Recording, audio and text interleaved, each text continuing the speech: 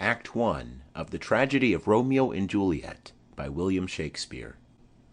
The Prologue. Enter Chorus. Chorus. Two households, both alike in dignity, in fair Verona where we lay our scene, from ancient grudge break to new mutiny, where civil blood makes civil hands unclean. From forth the fatal loins of these two foes, a pair of star-crossed lovers take their life, whose misadventured piteous overthrows doth with their death bury their parents' strife. The fearful passage of their death-marked love, and the continuance of their parents' rage, which but their children's end naught could remove, is now the 2 hours' traffic of our stage, the which, if you with patient ears attend, what here shall miss, our toil shall have strive to mend. Exit. Act One. Scene 1. Verona, a public place. Enter Samson and Gregory, with swords and bucklers, of the house of Capulet. Samson. Gregory, on my word, will not carry coals. Gregory. No, for then we should be colliers. Samson. I mean, and we be in choler, will draw. Gregory. Ay, while you live, draw your neck out of a collar. Samson.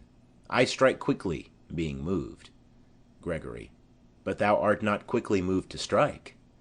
Samson. A dog of the house of Montague moves me. Gregory. To move is to stir, and to be valiant is to stand.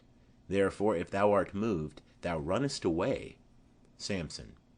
A dog of that house shall move me to stand. I will take the wall of any man or maid of Montague's. Gregory. That shows thee a weak slave, for the weakest goes to the wall. Samson.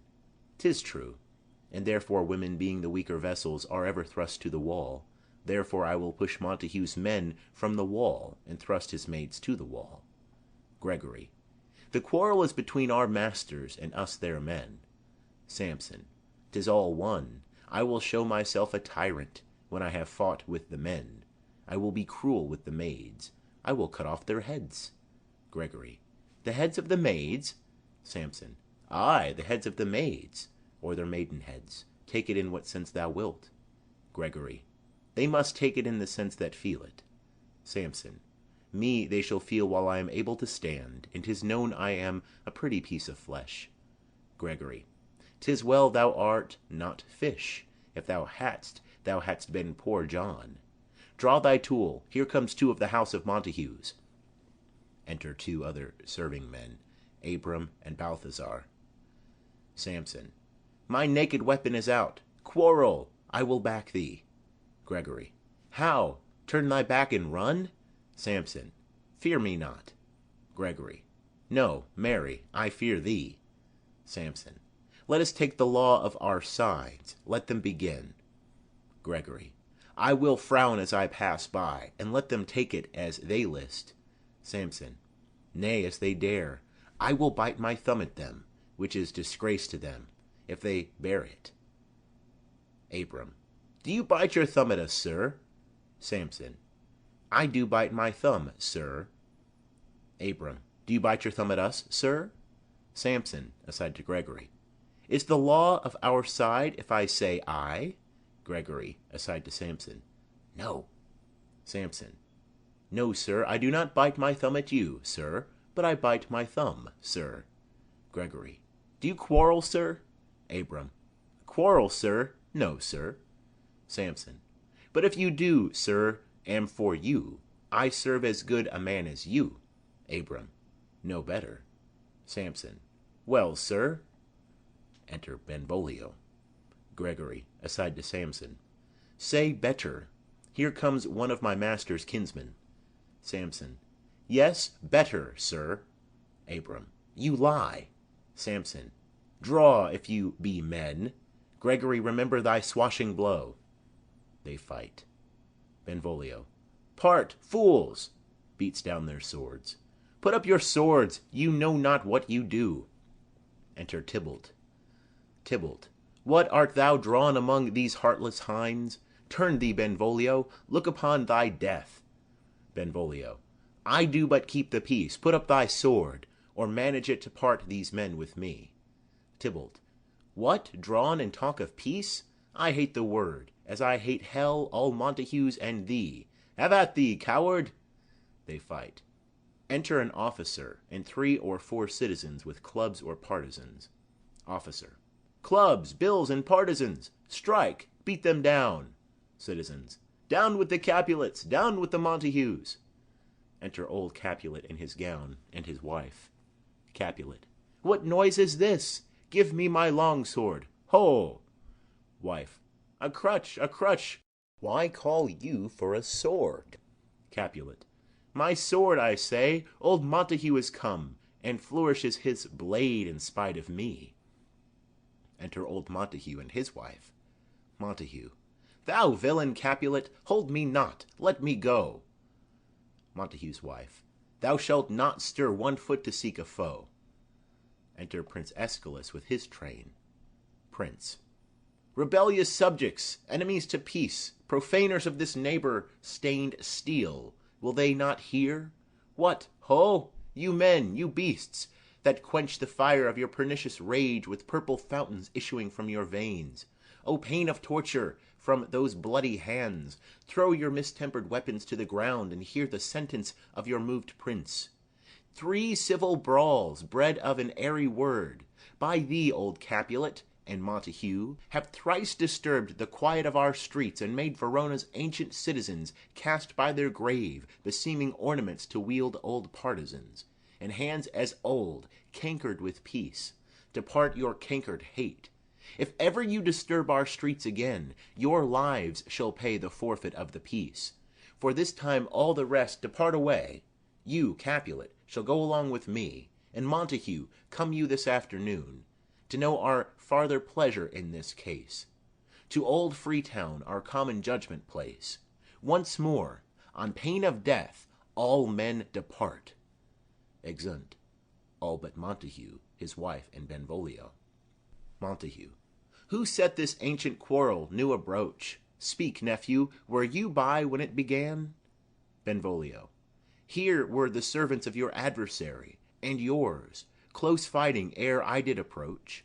I drew to part them. In the instant came the fiery Tybalt with his sword prepared, which, as he breathed defiance to my ears, he swung about his head, and cut the winds, who, nothing hurt withal, hissed him in scorn, while we were interchanging thrusts and blows, came more, and fought on part and part, till the prince came, who parted either part. Montague's wife.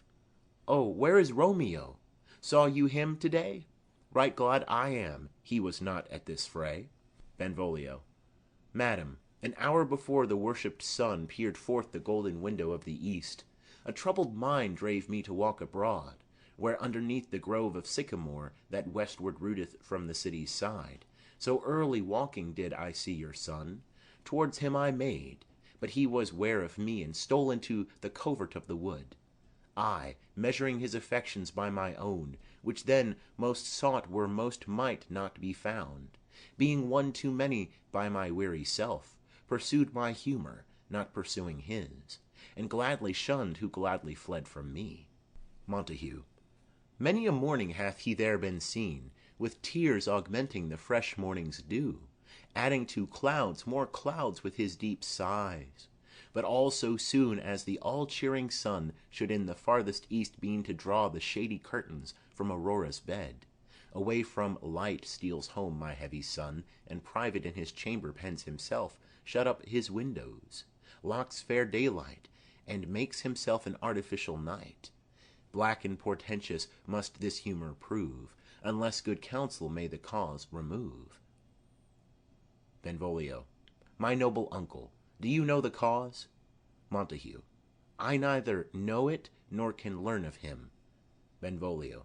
Have you importuned him by any means? Montague. Both by myself and many other friend, but he, his own affection's counsellor, is to himself, I will not say how true, but to himself so secret and so close, so far from sounding and discovery, as is the bud bit with an envious worm, ere he can spread his sweet leaves to the air, or dedicate his beauty to the sun. Could we but learn from whence his sorrows grow, we would as willingly give cure as know. Enter Romeo. Benvolio. See, where he comes! So please you step aside, I'll know his grievance, or be much denied. Montague. I would thou wert so happy by thy stay to hear true shrift. Come, madam, let's away. Exeunt. Montague and wife. Benvolio. Good morrow, cousin. Romeo. Is the day so young? Benvolio. But new struck 9. Romeo. Ay me, sad hours seem long.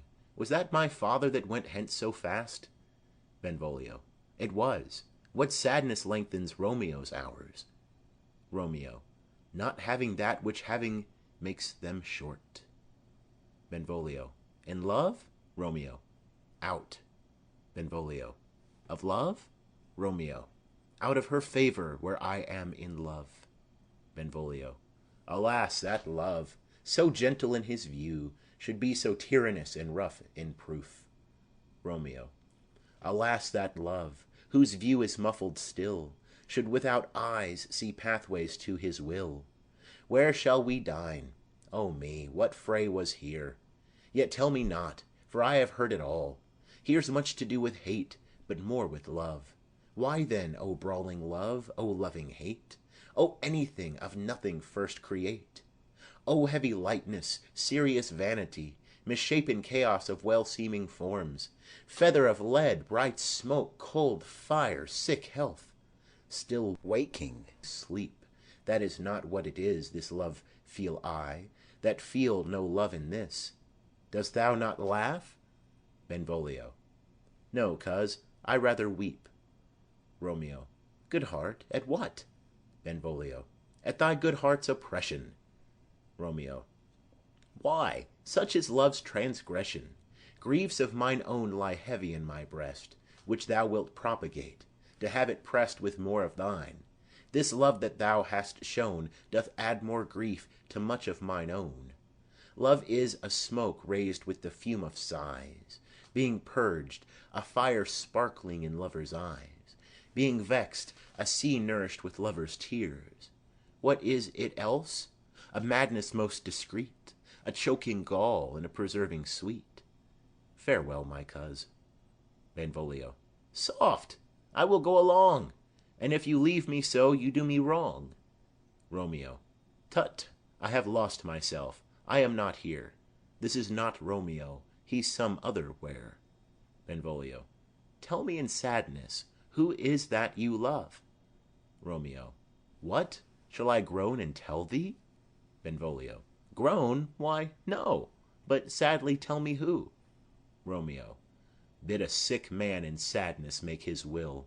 Ah, word ill urged to one that is so ill. In sadness, cousin, I do love a woman. Benvolio. I aimed so near when I supposed you loved. Romeo. A right good markman, and she's fair I love. Benvolio. A right fair mark, fair coz, is soonest hit. Romeo. Well, in that hit you miss. She'll not be hit with Cupid's arrow. She hath Dian's wit, and, in strong proof of chastity, well armed, from love's weak childish bow she lives unharmed. She will not stay the siege of loving terms, nor bide the encounter of assailing eyes, nor ope her lap to saint-seducing gold.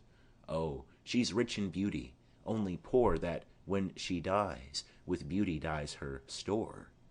Benvolio. Then she hath sworn that she will still live chaste? Romeo. She hath, and in that sparing makes huge waste. For beauty, starved with her severity, cuts beauty off from all posterity. She is too fair, too wise, wisely too fair, to merit bliss by making me despair. She hath forsworn to love, and in that vow do I live dead that live to tell it now. Benvolio. Be ruled by me. Forget to think of her. Romeo. Oh, teach me how I should forget to think. Benvolio. By giving liberty unto thine eyes. Examine other beauties. Romeo. 'Tis the way, to call hers exquisite. and question more. These happy masks that kiss fair ladies' brows, being black, puts us in mind they hide the fair. He that is strucken blind cannot forget the precious treasure of his eyesight lost. Show me a mistress that is passing fair. What doth her beauty serve but as a note where I may read who passed that passing fair? Farewell, thou canst not teach me to forget. Benvolio. I'll pay that doctrine, or else die in debt. Exeunt. Scene 2. A street.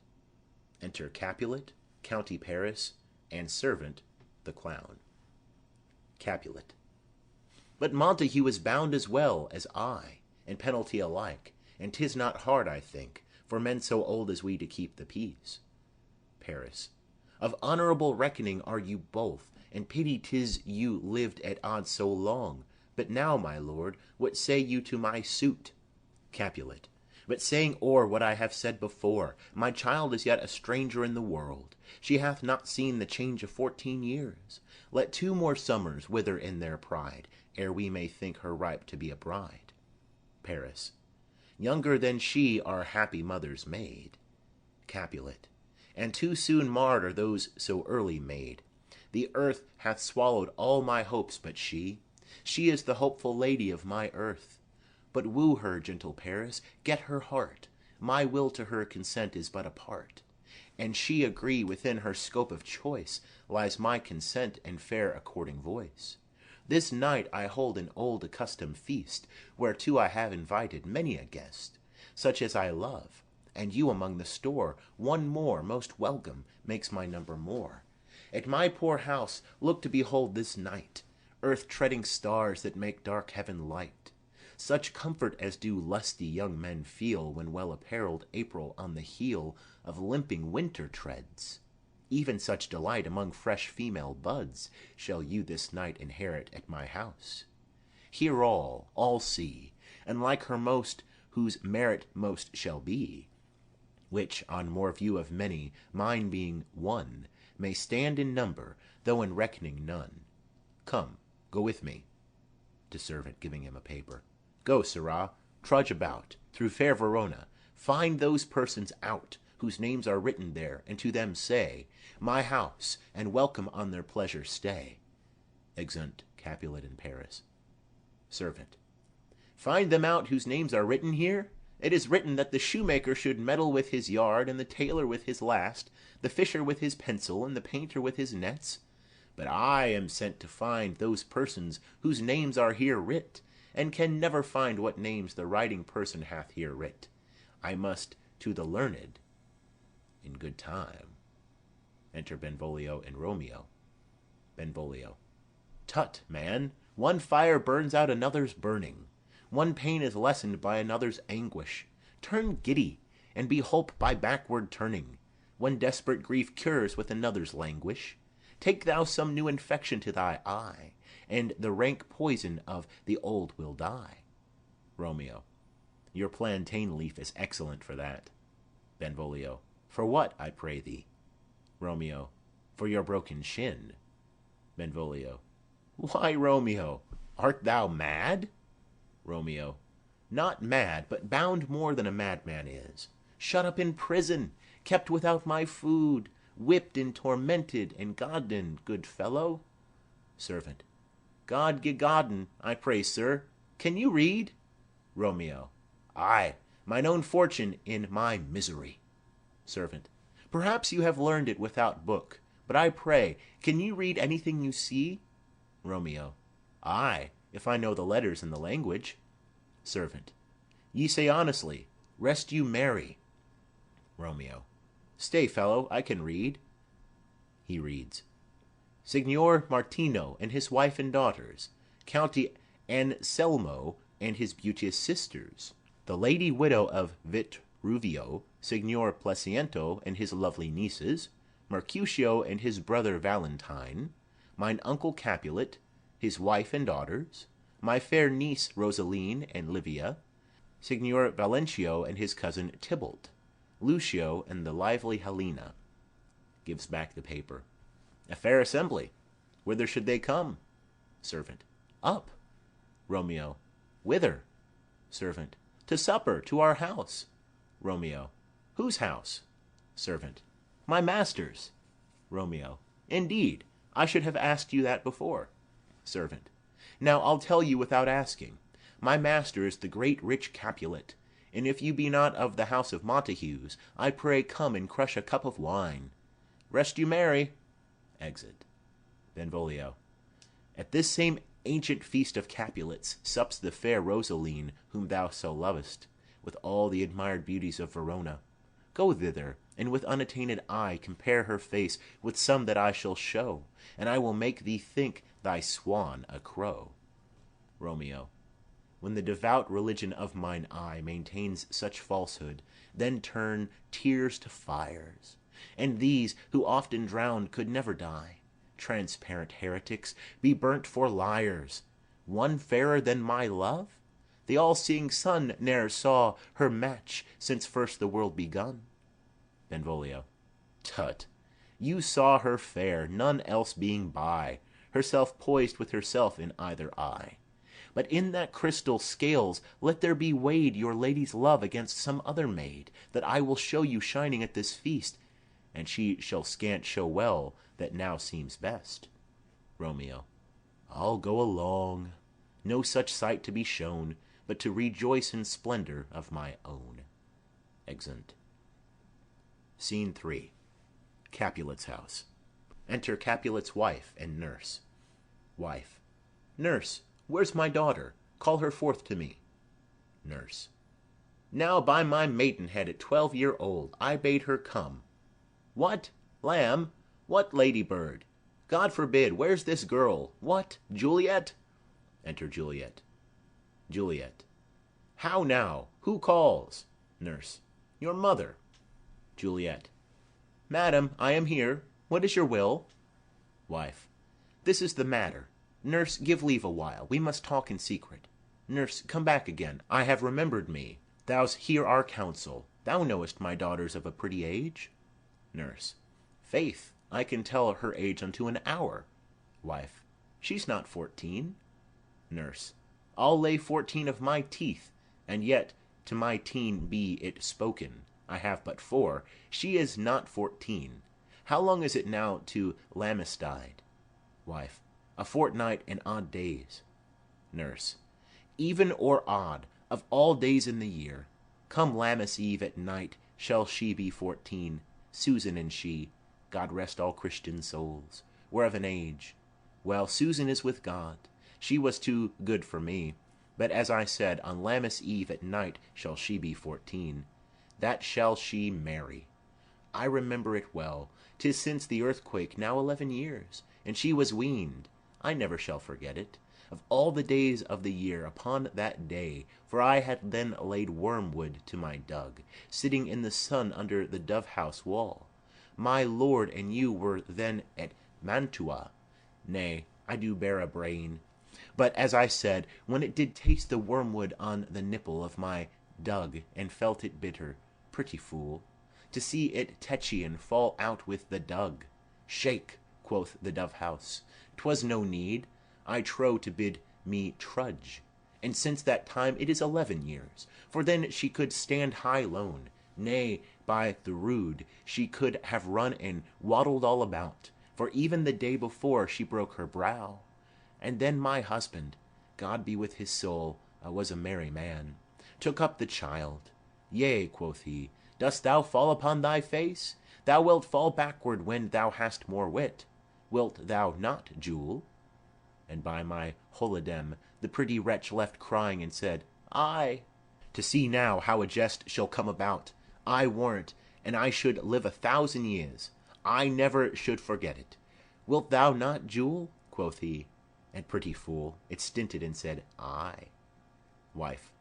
Enough of this. I pray thee hold thy peace. Nurse. Yes, madam. Yet I cannot choose but laugh, to think it should leave crying and say, Aye. And yet, I warrant, it bad upon it brow, a bump as big as a young cockerel stone, a perilous knock, and it cried bitterly. Yea, quoth my husband, fall'st upon thy face? Thou wilt fall backward when thou comest to age. Wilt thou not, Jule? It stinted and said, Ay. Juliet. And stint thou too, I pray thee, nurse, say I. Nurse. Peace, I have done. God mark thee to his grace. Thou wast the prettiest babe that e'er I nursed, and I might live to see thee married once. I have my wish. Wife. Marry, that marry is the very theme I came to talk of. Tell me, daughter Juliet, how stands your disposition to be married? Juliet. It is an honor that I dream not of. Nurse. An honor? Were not I thine only nurse, I would say thou hadst sucked wisdom from thy teat. Wife. Well, think of marriage now. Younger than you, here in Verona, ladies of esteem are made already mothers. By my count, I was your mother much upon these years that you are now a maid. Thus, then, in brief, the valiant Paris seeks you for his love. Nurse. A man, young lady? Lady, such a man as all the world. Why, he's a man of wax. Wife. Verona's summer hath not such a flower. Nurse. Nay, he's a flower, in faith a very flower. Wife. What say you? Can you love the gentleman? This night you shall behold him at our feast. Read o'er the volume of young Paris's face, and find delight writ there with beauty's pen. Examine every married lineament, and see how one another lends content. And what obscured in this fair volume lies, find written in the margent of his eyes. This precious book of love, this unbound lover, to beautify him only lacks a cover. The fish lives in the sea, and 'tis much pride for fair without the fair within to hide.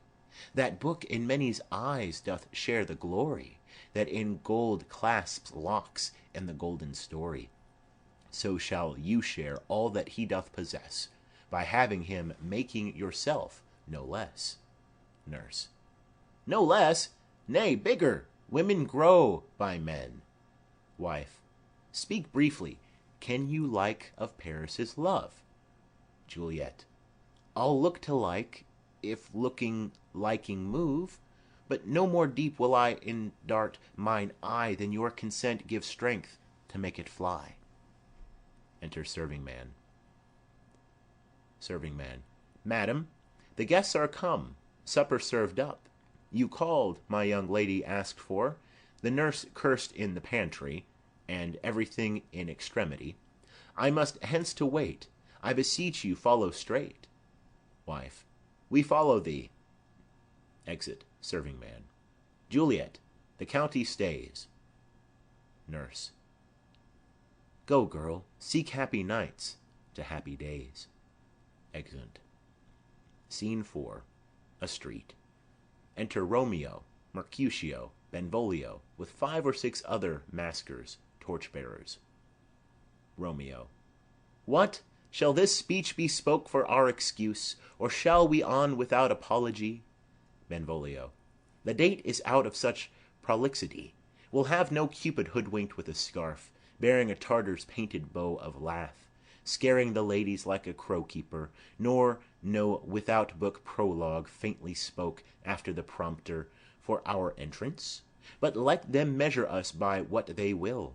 We'll measure them a measure, and be gone. Romeo. Give me a torch. I am not for this ambling, being but heavy. I will bear the light. Mercutio. Nay, gentle Romeo, we must have you dance. Romeo. Not I, believe me. You have dancing shoes.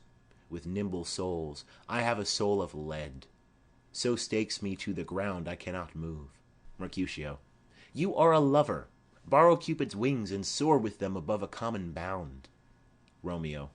I am too sore and pierced with his shaft to soar with his light feathers, and so bound I cannot bound a pitch above dull woe. Under love's heavy burthen do I sink. Mercutio. And to sink in it, should you burthen love, too great oppression for a tender thing. Romeo. Is love a tender thing? It is too rough, too rude, too boisterous, and it pricks like thorn. Mercutio. If love be rough with you, be rough with love. Prick love for pricking, and you beat love down. Give me a case to put my visage in. A visor for a visor. What care I? What curious eye doth quote deformities? Here are the beetle brows shall blush for me. Benvolio. Come, knock and enter, and no sooner in, but every man betake him to his legs. Romeo. A torch for me. Let wantons light of heart tickle the senseless rushes with their heels, for I am proverbed with a grandsire phrase.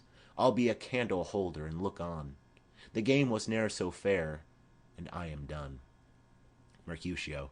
Tut, done's the mouse, the constable's own word. If thou art done, we'll draw thee from the mire of this Sir Reverence love, wherein thou stick'st up to the ears. Come, we burn daylight. Ho! Romeo. Nay, that's not so. Mercutio. I mean, sir, in delay. We waste our lights in vain, like lamps by day. Take our good meaning, for our judgment sits 5 times in that, ere once in our 5 wits. Romeo. And we mean well in going to this masque, but 'tis no wit to go. Mercutio. Why, may one ask? Romeo. I dreamt a dream tonight. Mercutio. And so did I. Romeo. Well, what was yours? Mercutio. That dreamers often lie. Romeo. In bed asleep, while they do dream things true. Mercutio. Oh, then I see Queen Mab hath been with you. She is the fairy's midwife, and she comes in shape no bigger than an agate stone on the forefinger of an alderman, drawn with a team of little atomies, athwart's men's noses as they lie asleep. Her wagon spokes made of long spinners' legs, the cover of the wings of grasshoppers, her traces of the smallest spider's web, her collars of the moonshine's watery beams, her whip of cricket's bone, the lash of film, her wagoner a small grey-coated gnat, not half so big as a round little worm pricked from the lazy finger of a maid.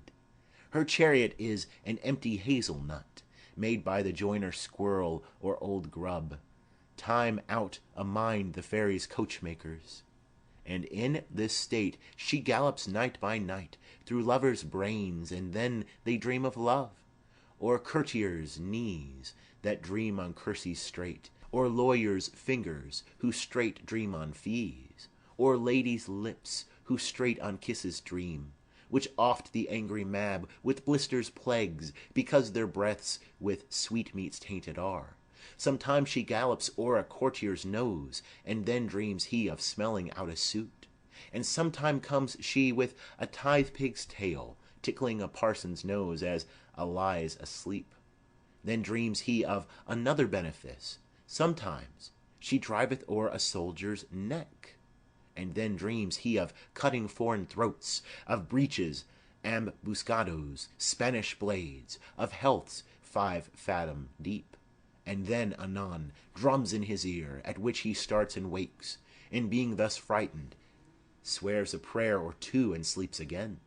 This is that very Mab that plats the manes of horses in the night, and bakes the elf-locks in foul sluttish hairs, which once untangled much misfortune bodes. This is the hag, when maids lie on their backs, that presses them and learns them first to bear, making them women of good carriage. This is she. Romeo. Peace, peace, Mercutio, peace. Thou talk'st of nothing. Mercutio. True, I talk of dreams, which are the children of an idle brain, begot of nothing but vain fantasy, which is as thin of substance as the air, and more inconstant than the wind, who woos even now the frozen bosoms of the north, and, being angered, puffs away from thence, turning his face to the dew-dropping south. Benvolio. This wind you talk of blows us from ourselves. Supper is done, and we shall come too late. Romeo. I fear too early, for my mind misgives some consequence. Yet hanging in the stars shall bitterly begin his fearful date with this night's revels, and expire the term of a despised life, closed in my breast, by some vile forfeit of untimely death. But he that hath the steerage of my course direct my sail. On, lusty gentlemen! Benvolio. Strike, drum! They march about the stage. Exeunt. Scene 5. Capulets' house. Serving men come forth with napkins. First Servant. Where's Potpan, that he helps not to take away? He shift a trencher, he scrape a trencher. Second Servant. When good manners shall lie all in one or two men's hands, and they unwashed too, 'tis a foul thing. First Servant. Away with the join stools, remove the court cupboard, look to the plate. Good thou, save me a piece of marchpane, and, as thou loves me, let the porter let in Susan Grindstone, and Nell, Anthony, and Potpan. Second Servant. Ay, boy, ready. First Servant. You are looked for and called for, asked for and sought for, in the great chamber. Third Servant. We cannot be here and there too. Cheerly, boys, be brisk a while, and the longer liver take all. Exeunt. Enter the maskers. Enter, with servants, Capulet, his wife, Juliet, Tybalt, and all the guests and gentlewomen to the maskers. Capulet. Welcome, gentlemen. Ladies that have their toes unplagued with corns will have a bout with you. Aha, my mistresses, which of you all will now deny to dance? She that makes dainty, she, I'll swear, hath corns. Am I come near ye now? Welcome, gentlemen. I have seen the day that I have worn a visor and could tell a whispering tale in a fair lady's ear, such as would please. 'Tis gone, 'tis gone, 'tis gone. You are welcome, gentlemen. Come, musicians, play.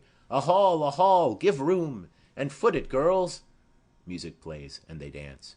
More light, you knaves, and turn the tables up, and quench the fire, the room is grown too hot. Ah, sirrah, this unlooked-for sport comes well. Nay, sit, good cousin Capulet, for you and I are past our dancing days. How long is it now since last yourself and I were in a mask? Second Capulet. By Our Lady, 30 years. Capulet. What, man? 'Tis not so much, 'tis not so much. 'Tis since the nuptial of Lucentio. Come Pentecost as quickly as it will, some 25 years, and then we masked. Second Capulet. 'Tis more, 'tis more. His son is elder, sir. His son is 30. Capulet. Will you tell me that? His son was but a ward 2 years ago. Romeo to a serving man. What lady's that, which doth enrich the hand of yonder knight? Serving man. I know not, sir. Romeo. Oh, she doth teach the torches to burn bright. It seems she hangs upon the cheek of night like a rich jewel in an Ethiop's ear. Beauty too rich for use, for earth too dear. So shows a snowy dove trooping with crows, as yonder lady o'er her fellows shows. The measure done, I'll watch her place of stand, and, touching hers, make blessed my rude hand. Did my heart love till now? Forswear its sight, for I ne'er saw true beauty till this night. Tybalt. This, by his voice, should be a Montague. Fetch me my rapier, boy. What dares the slave come hither, covered with an antic face, to fleer and scorn at our solemnity? Now, by the stock and honour of my kin, to strike him dead I hold it not a sin. Capulet. Why? How now, kinsman? Wherefore storm you so? Tybalt. Uncle, this is a Montague, our foe, a villain that is hither come in spite, to scorn at our solemnity this night. Capulet. Young Romeo, is it? Tybalt. 'Tis he, that villain Romeo. Capulet. Content thee, gentle coz, let him alone. Abears him like a portly gentleman, and to say truth, Verona brags of him to be a virtuous and well-governed youth. I would not for the wealth of all this town here in my house do him disparagement, therefore be patient. Take no note of him, it is my will. The which if thou respect, show a fair presence, and put off these frowns, an ill-beseeming semblance for a feast. Tybalt. It fits when such a villain is a guest. I'll not endure him. Capulet. He shall be endured. What, goodman boy? I say he shall. Go to. Am I the master here, or you? Go to. You'll not endure him. God shall mend my soul. You'll make a mutiny among my guests. You will set cock-a-hoop. You'll be the man. Tybalt. Why, uncle, 'tis a shame. Capulet. Go to, you are a saucy boy. Is it so indeed? This trick may chance to scathe you, I know what. You must contrary me. Marry, 'tis time. Well said, my hearts. You are a prince cox. Go, be quiet, or more light, more light. For shame, I'll make you quiet. What? Cheerly, my hearts. Tybalt. Patience perforce with wilful choler meeting makes my flesh tremble in their different greeting. I will withdraw, but this intrusion shall no seeming sweet convert to bitterest gall. Exit. Romeo. If I profane with my unworthiest hand this holy shrine, the gentle fine is this: my lips to blushing pilgrims ready stand to smooth that rough touch with a tender kiss. Juliet. Good pilgrim, you do wrong your hand too much, which mannerly devotion shows in this. For saints have hands that pilgrims' hands do touch, and palm to palm is holy palmer's kiss. Romeo. Have not saints lips, and holy palmers too? Juliet. Ay, pilgrim, lips that they must use in prayer. Romeo. O then, dear saint, let lips do what hands do. They pray, grant thou, lest faith turn to despair. Juliet. Saints do not move, though grant for prayer's sake. Romeo. Then move not while my prayer's effect I take. Thus from my lips by thine my sin is purged. Kisses her. Juliet. Then have my lips the sin that they have took. Romeo. Sin from my lips? O trespass sweetly urged, give me my sin again. Kisses her. Juliet. You kiss by the book. Nurse. Madam, your mother craves a word with you. Romeo. What is her mother? Nurse. Mary, bachelor, her mother is the lady of the house, and a good lady, and a wise and virtuous. I nursed her daughter that you talked withal. I tell you, he that can lay hold of her shall have the chinks. Romeo. Is she a Capulet? O dear account! My life is my foe's debt. Benvolio. Away, be gone, the sport is at the best. Romeo. Ay, so I fear, the more is my unrest. Capulet. Nay, gentlemen, prepare not to be gone. We have a trifling foolish banquet towards. Is it e'en so? Why then, I thank you all. I thank you, honest gentlemen. Good night. More torches here. Exeunt maskers. Come on, then, let's to bed. Ah, sirrah, by my fay, it waxes late. All to my rest. Exeunt. All but Juliet and nurse. Juliet. Come hither, nurse. What is yon gentleman? Nurse. The son and heir of old Tiberio. Juliet. What's he that now is going out of door? Nurse. Marry, that I think be young Petruchio. Juliet. What's he that follows there, that would not dance? Nurse. I know not. Juliet. Go ask his name, if he be married. My grave is like to be my wedding bed. Nurse. His name is Romeo, and a Montague, the only son of your great enemy. Juliet. My only love? Sprung from my only hate? Too early seen unknown, and known too late. Prodigious birth of love, it is to me that I must love a loathed enemy? Nurse. What's this? What's this? Juliet. A rhyme I learnt even now, of one I danced withal. One calls within, Juliet. Nurse. Anon, anon.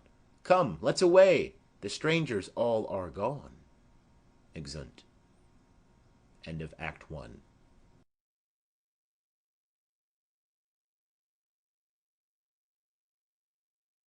Act 2 of the Tragedy of Romeo and Juliet by William Shakespeare. Act 2. Prologue. Enter Chorus. Chorus. Now old Desire doth in his deathbed lie, and young Affection gapes to be his heir. That fair for which Love groaned for and would die, with tender Juliet matched, is now not fair. Now Romeo is beloved, and loves again, alike bewitched by the charm of locks. But to his foe supposed he must complain, and she steal love's sweet bait from fearful hooks. Being held a foe, he may not have access to breathe such vows as lovers used to swear, and she as much in love, her means much less to meet her new beloved anywhere.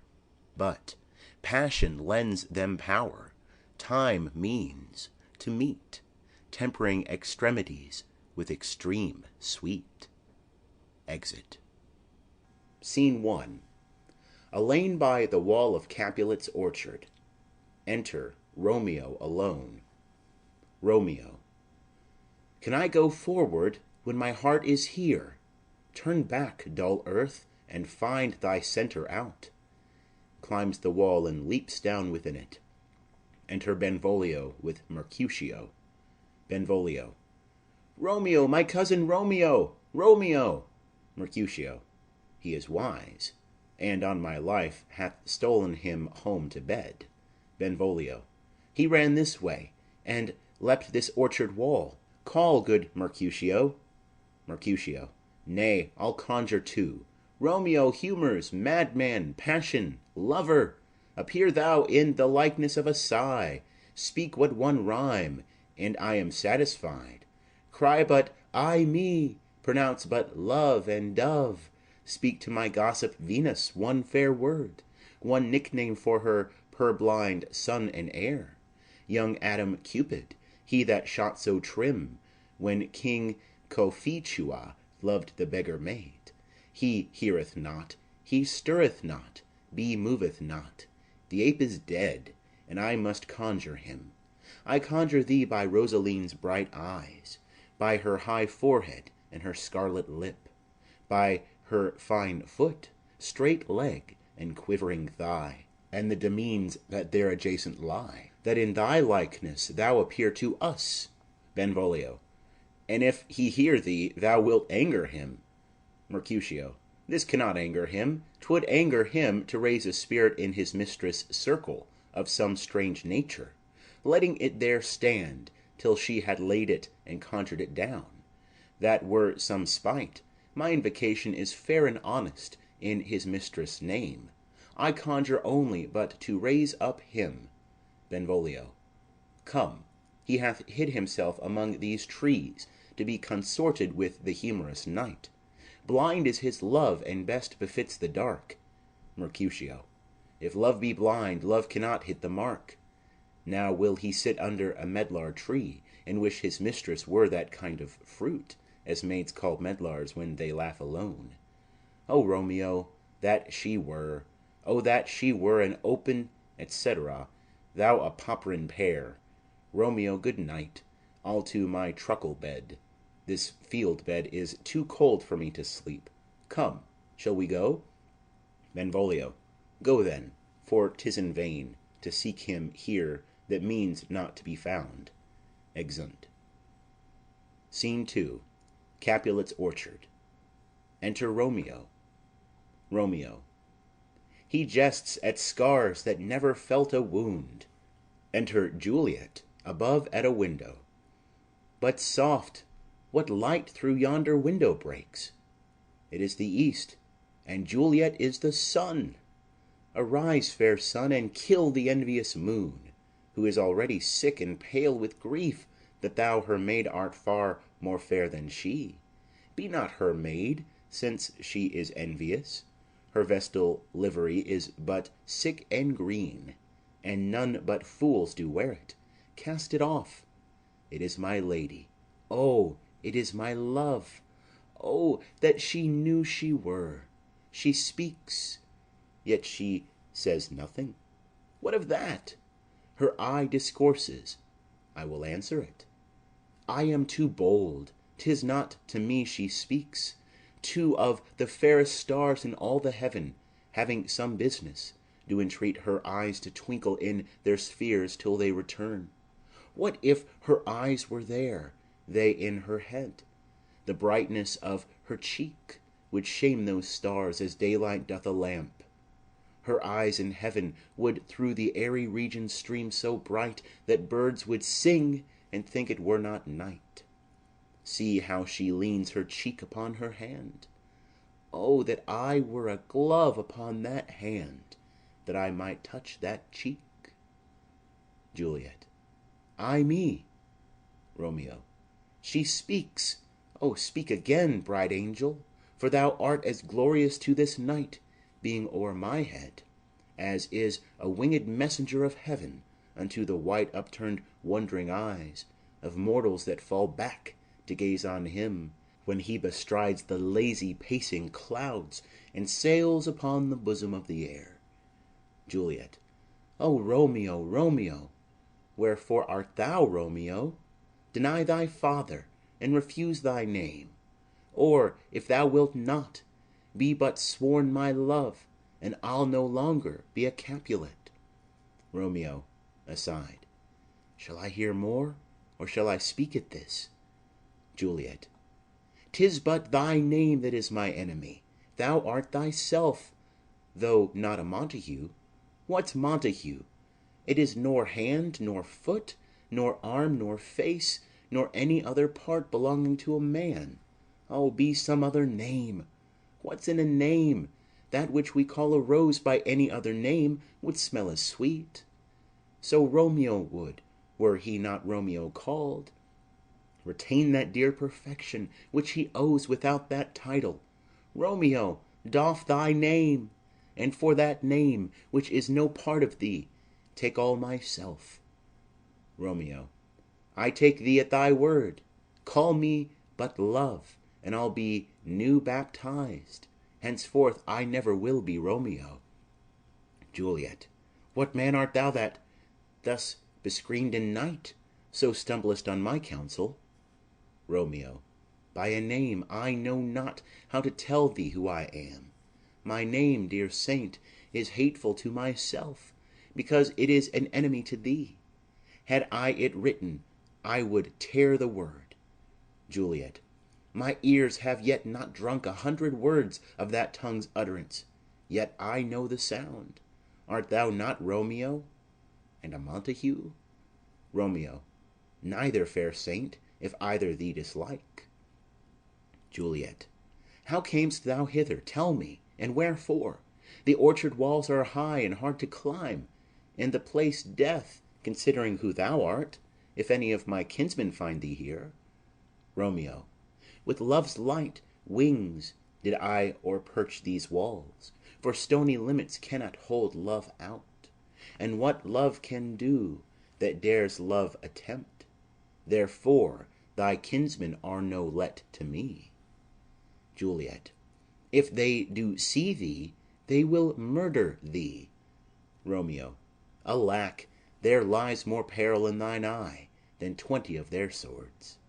Look thou but sweet, and I am proof against their enmity. Juliet. I would not for the world they saw thee here. Romeo. I have night's cloak to hide me from their sight, and but thou love me, let them find me here. My life were better ended by their hate than death prorogued, wanting of thy love. Juliet. By whose direction foundest thou out this place? Romeo. By love, that first did prompt me to inquire. He lent me counsel, and I lent him eyes. I am no pilot, yet wert thou as far as that vast shore washed with the farthest sea, I would adventure for such merchandise. Juliet. Thou knowest the mask of night is on my face, else would a maiden blush bepaint my cheek for that which thou hast heard me speak tonight. Fain would I dwell on form, fain deny what I have spoke, but farewell compliment. Dost thou love me? I know thou wilt say aye, and I will take thy word. Yet if thou swearest, thou mayst prove false. At lovers' perjuries they say Jove laughs. O gentle Romeo, if thou dost love, pronounce it faithfully, or if thou thinkest I am too quickly won, I'll frown and be perverse and say thee nay, so thou wilt woo, but else not for the world. In truth, fair Montague, I am too fond, and therefore thou mayst think my haviour light. But trust me, gentlemen, I'll prove more true than those that have more cunning to be strange. I should have been more strange, I must confess, but that thou overheardst ere I was ware my true love passion. Therefore pardon me, and not impute this yielding to light love, which the dark night hath so discovered. Romeo. Lady, by yonder blessed moon I swear, that tips with silver all these fruit tree tops. Juliet. Oh, swear not by the moon, the inconstant moon that monthly changes in her circled orb, lest that thy love prove likewise variable. Romeo. What shall I swear by? Juliet.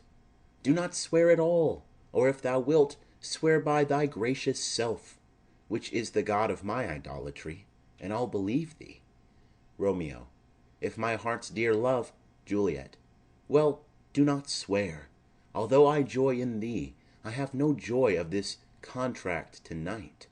It is too rash, too unadvised, too sudden, too like the lightning, which doth cease to be ere one can say it lightens. Sweet, good night. This bud of love by summer's ripening breath may prove a beauteous flower when next we meet. Good night, as sweet repose and rest come to thy heart as that within my breast. Romeo. Oh, wilt thou leave me so unsatisfied?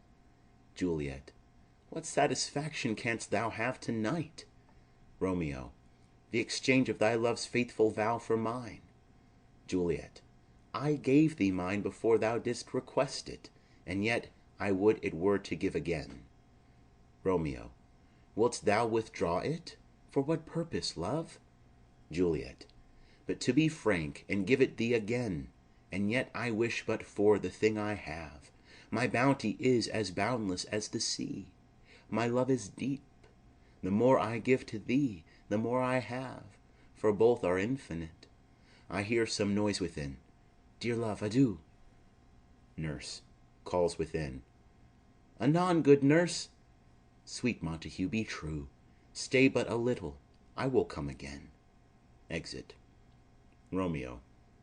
O blessed, blessed night! I am afeard, being in night, all this is but a dream, too flattering sweet to be substantial. Enter Juliet above. Juliet. 3 words, dear Romeo, and good night indeed.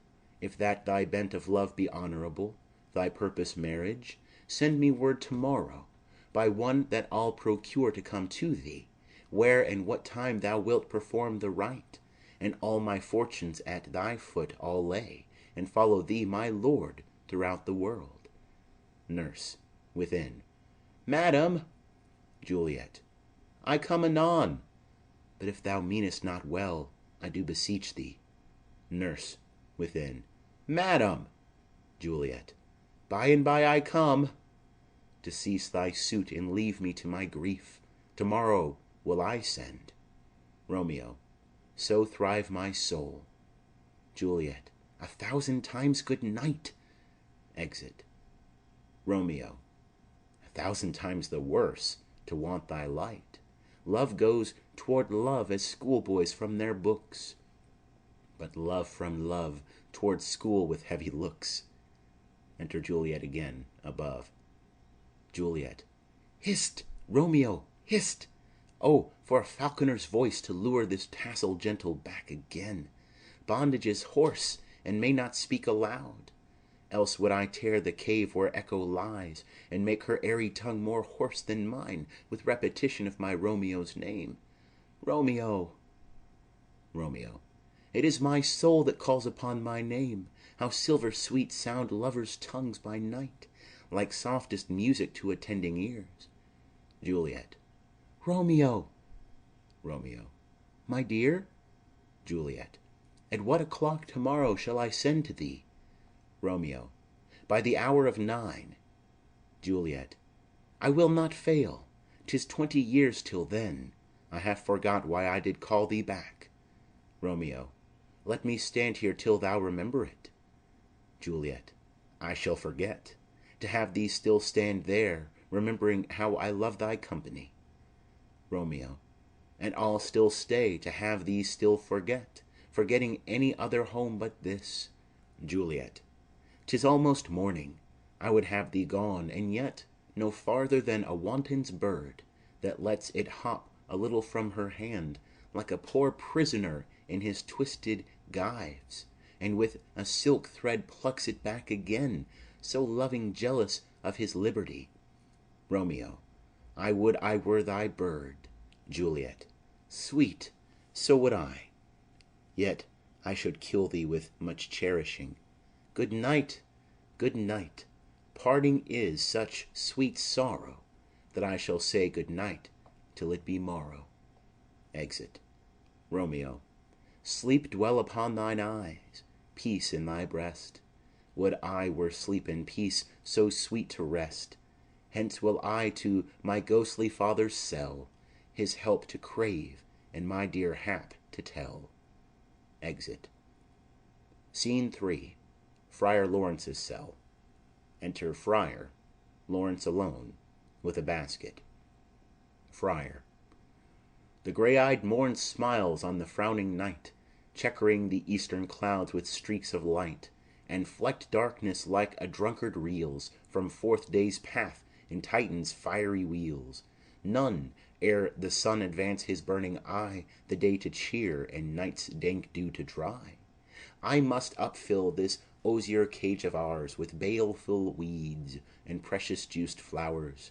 The earth that's nature's mother is her tomb. What is her burying grave? That is her womb. And from her womb children of diverse kind we sucking on her natural bosom find. Many for many virtues excellent, none but for some, and yet all different. Oh, mickle is the powerful grace that lies in plants, herbs, stones, and their true qualities. For naught so vile that on the earth doth live, but to the earth some special good doth give. Nor aught so good but, strained from that fair use, revolts from true birth, stumbling on abuse.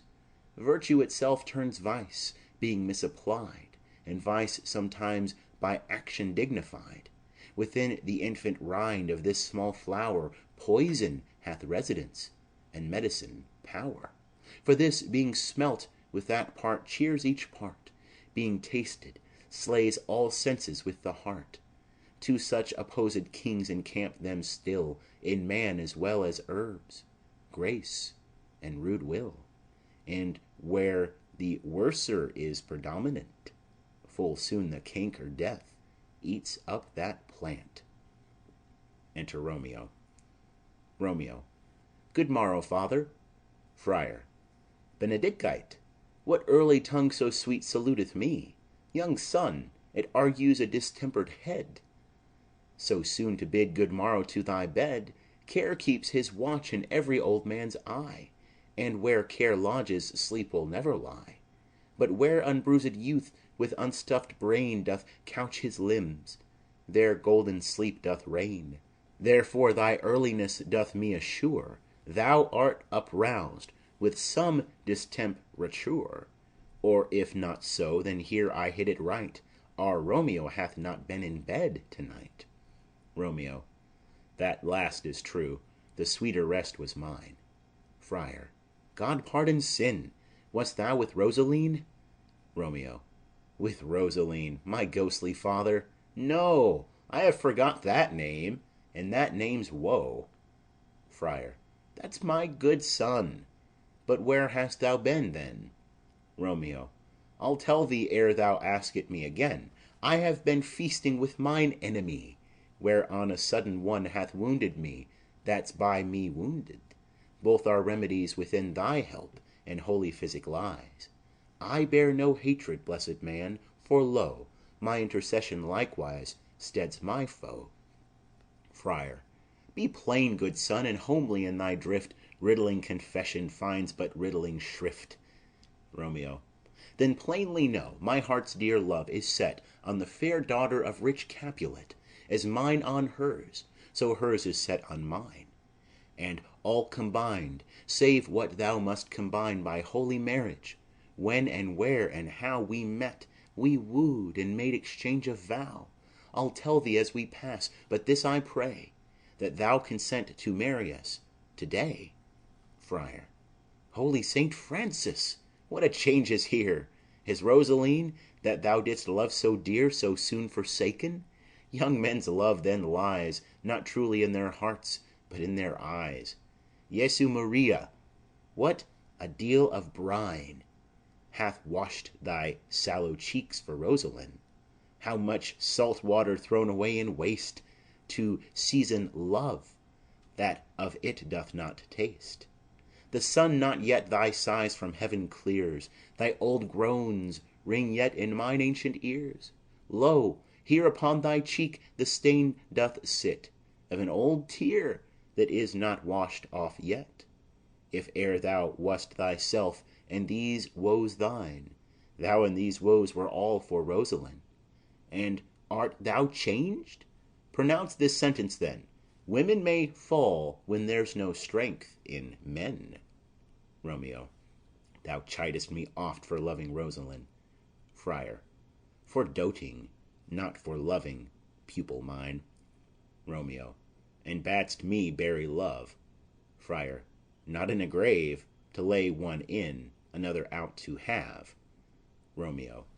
I pray thee chide not. She whom I love now doth grace for grace and love for love allow. The other did not so. Friar. Oh, she knew well thy love did read by rote, that could not spell. But come, young waverer, come, go with me. In one respect I'll thy assistant be, for this alliance may so happy prove to turn your household's rancour to pure love. Romeo. Oh, let us hence. I stand on sudden haste. Friar. Wisely and slow. They stumble that run fast. Exeunt. Scene 4. A street. Enter Benvolio and Mercutio. Mercutio. Where the devil should this Romeo be? Came he not home to-night? Benvolio. Not to his father's. I spoke with his man.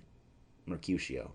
Why, that same pale hard-hearted wench, that Rosaline, torments him so that he will sure run mad.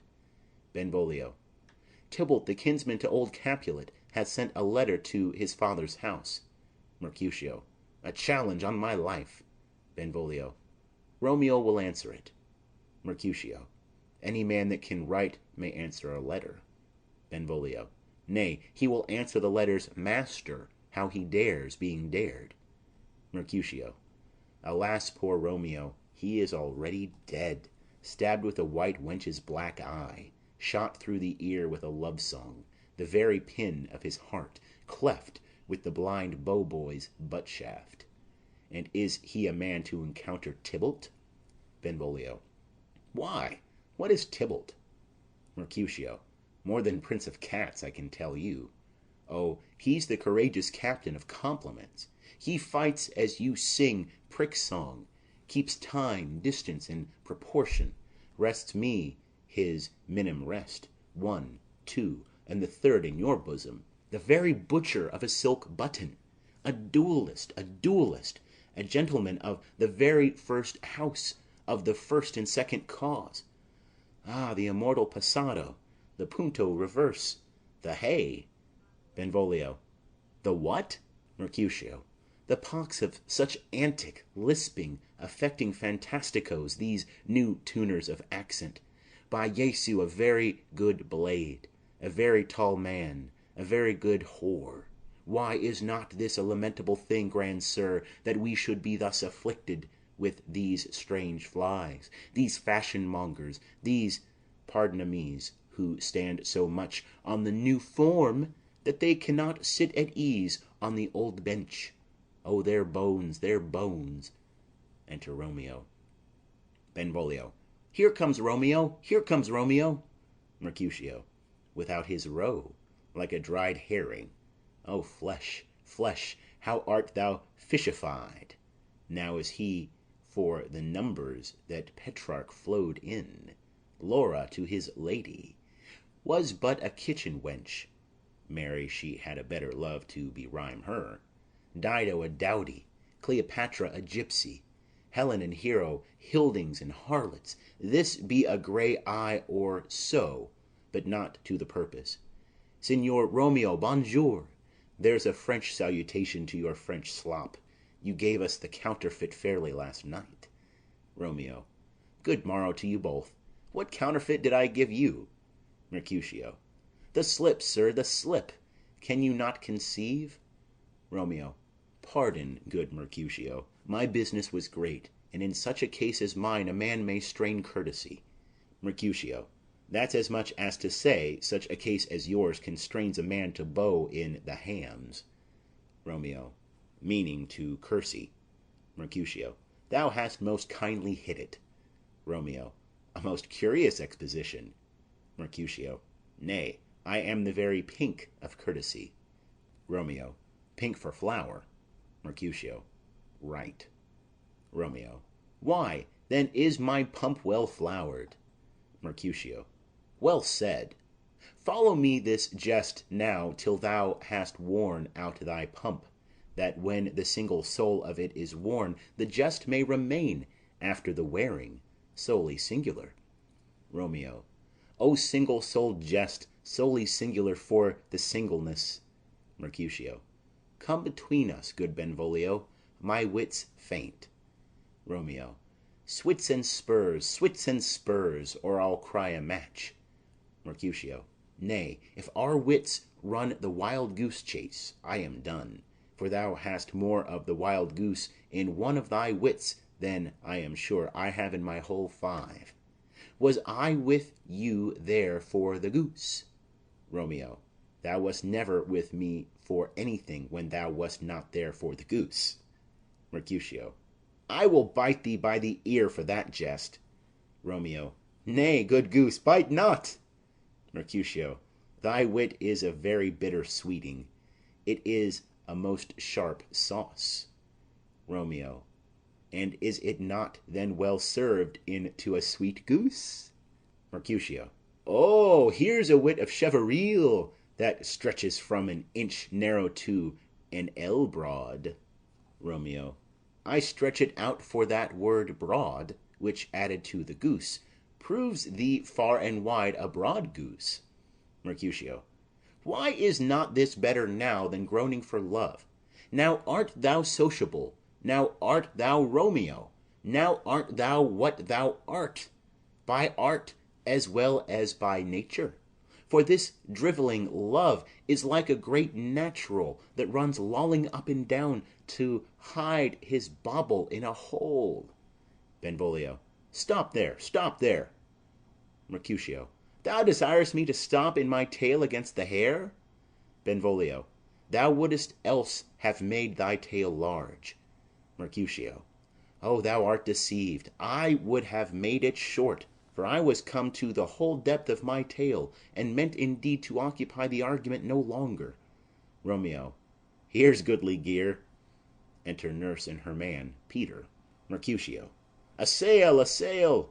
Benvolio. Two, a shirt and a smock. Nurse. Peter. Peter. Anon.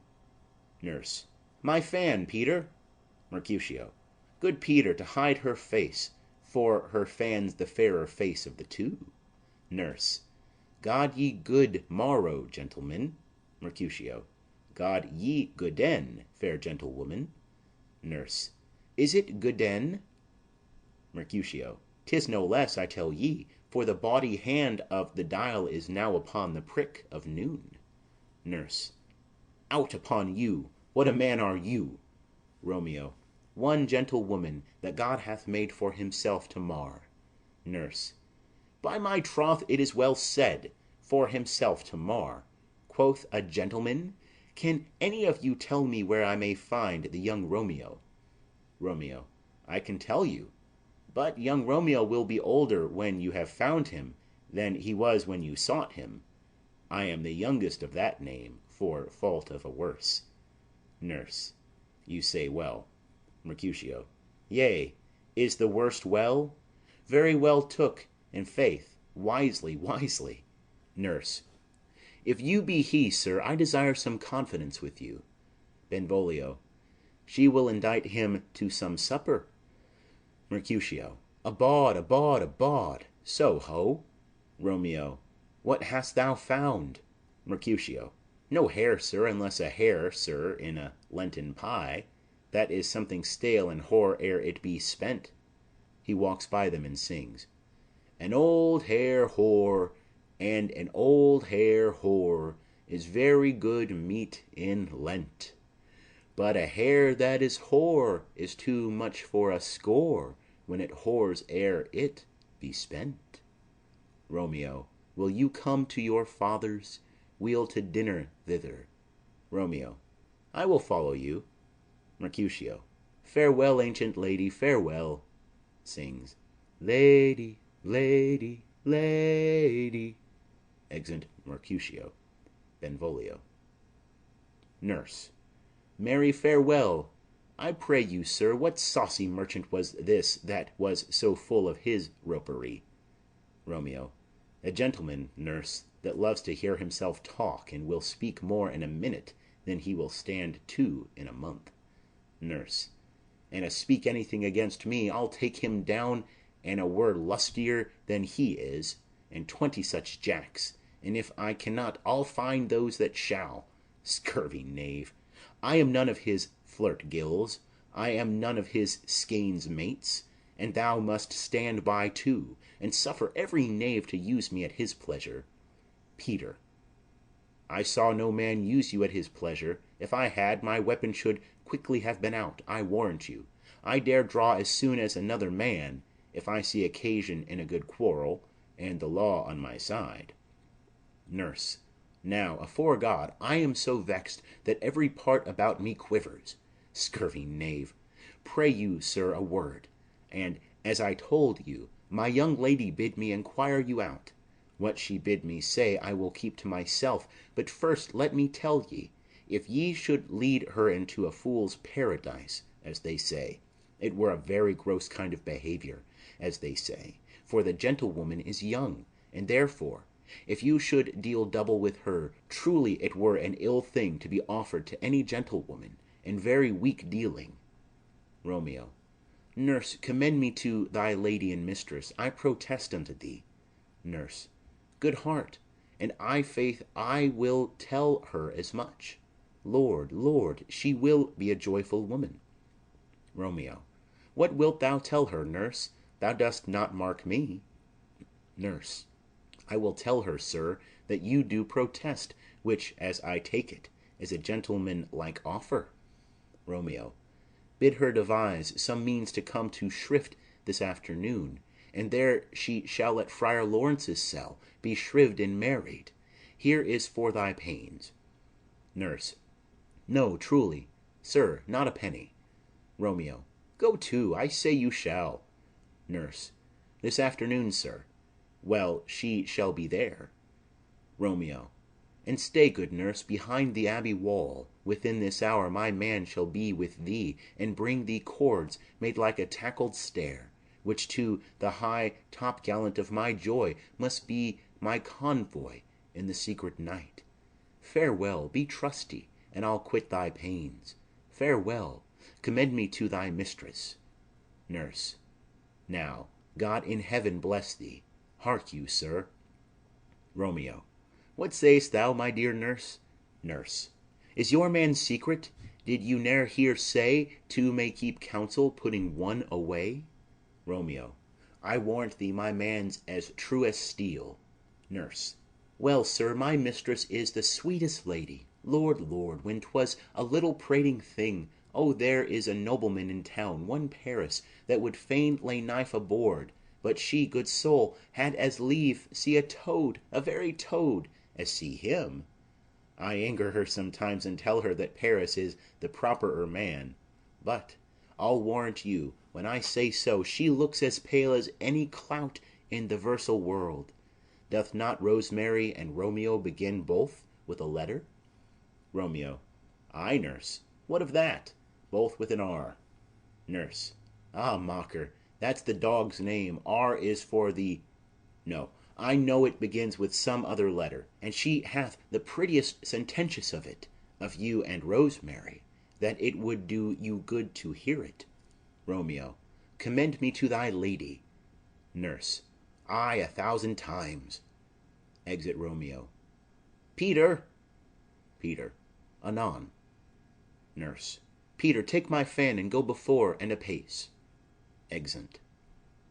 Scene V. Capulets' orchard. Enter Juliet. Juliet. The clock struck 9 when I did send the nurse. In half an hour she promised to return. Perchance she cannot meet him. That's not so. Oh, she is lame. Love's heralds should be thoughts, which 10 times faster glide than the sun's beams, driving back shadows over lowering hills. Therefore do nimble-pinioned doves draw love, and therefore hath the wind swift Cupid wings. Now is the sun upon the highmost hill of this day's journey, and from 9 till 12 is 3 long hours, yet she is not come. Had she affections and warm youthful blood, she would be as swift in motion as a ball. My words would bandy her to my sweet love, and his to me. But old folks, many fain as they were dead, unwieldy, slow, heavy, and pale as lead. Enter Nurse and Peter. Oh, good, she comes. Oh, honey nurse, what news? Hast thou met with him? Send thy man away. Nurse. Peter, stay at the gate. Exit Peter. Juliet. Now, good sweet nurse. O Lord, why lookest thou sad? Though news be sad, yet tell them merrily. If good, thou shamest the music of sweet news by playing it to me with so sour a face. Nurse. I am aweary, give me leave a while. Fie, how my bones ache! What a jaunts have I had! Juliet. I would thou hadst my bones, and I thy news. Nay, come, I pray thee speak, good nurse, speak. Nurse. Jesu, what haste! Can you not stay a while? Do you not see that I am out of breath? Juliet. How art thou out of breath, when thou hast breath to say to me that thou art out of breath? The excuse that thou dost make in this delay is longer than the tale thou dost excuse. Is thy news good or bad? Answer to that. Say either, and I'll stay the circumstance. Let me be satisfied. Is it good or bad? Nurse. Well, you have made a simple choice. You know not how to choose a man. Romeo, no, not he. Though his face be better than any man's, yet his leg excels all men's. And for a hand and a foot and a body, though they be not to be talked on, yet they are past compare. He is not the flower of courtesy, but I'll warrant him as gentle as a lamb. Go thy ways, wench, serve God. What, have you dined at home? Juliet. No, no, but all this did I know before. What says he of our marriage? What of that? Nurse. Lord, how my head aches! What a head have I! It beats as it would fall in 20 pieces. My back, oh, to other side. Ah, my back, my back! Beshrew your heart for sending me about to catch my death with jouncing up and down. Juliet. In faith, I am sorry that thou art not well. Sweet, sweet, sweet nurse, tell me, what says my love? Nurse. Your love says, like an honest gentleman, and a courteous and a kind and a handsome and, I warrant, a virtuous. Where is your mother? Juliet. Where is my mother? Why, she is within. Where should she be? How oddly thou repliest! Your love says, like an honest gentleman, where is your mother? Nurse. O God's lady dear, are you so hot? Marry, come up, I trow. Is this the poultice for my aching bones? Henceforward do your messages yourself. Juliet. Here's such a coil. Come, what says Romeo? Nurse. Have you got leave to go to shrift today? Juliet. I have. Nurse. Then hie you hence to Friar Lawrence's cell. There stays a husband to make you a wife. Now comes the wanton blood up in your cheeks. They'll be in scarlet straight at any news. Hie you to church. I must another way, to fetch a ladder. by the which your love must climb a bird's nest soon when it is dark. I am the drudge, and toil in your delight, but you shall bear the burthen soon at night. Go, all to dinner, he you to the cell. Juliet. He to high fortune, honest nurse, farewell. Exeunt. Scene 6. Friar Lawrence's cell. Enter Friar Lawrence and Romeo.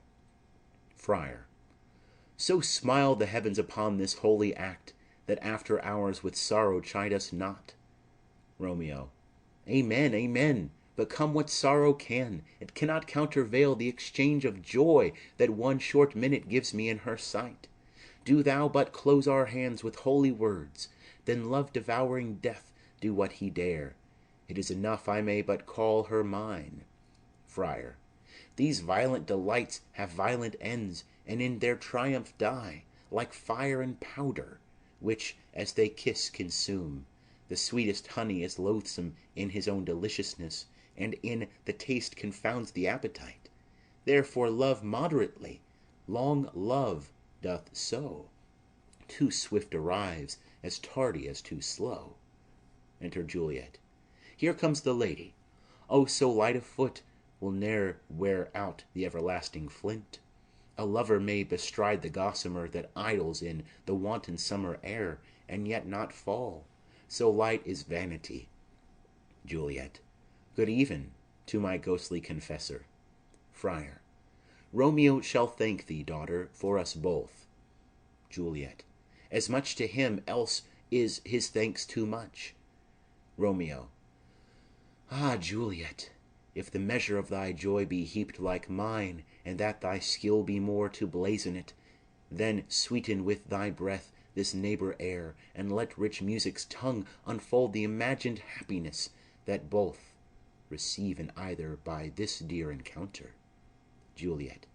Conceit, more rich in matter than in words, brags of his substance, none of ornament.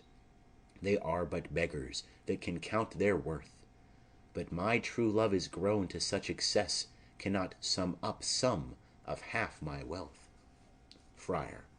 Come, come with me, and we will make short work, for by your leaves you shall not stay alone, till Holy Church incorporate two in one. Exeunt. End of Act 2.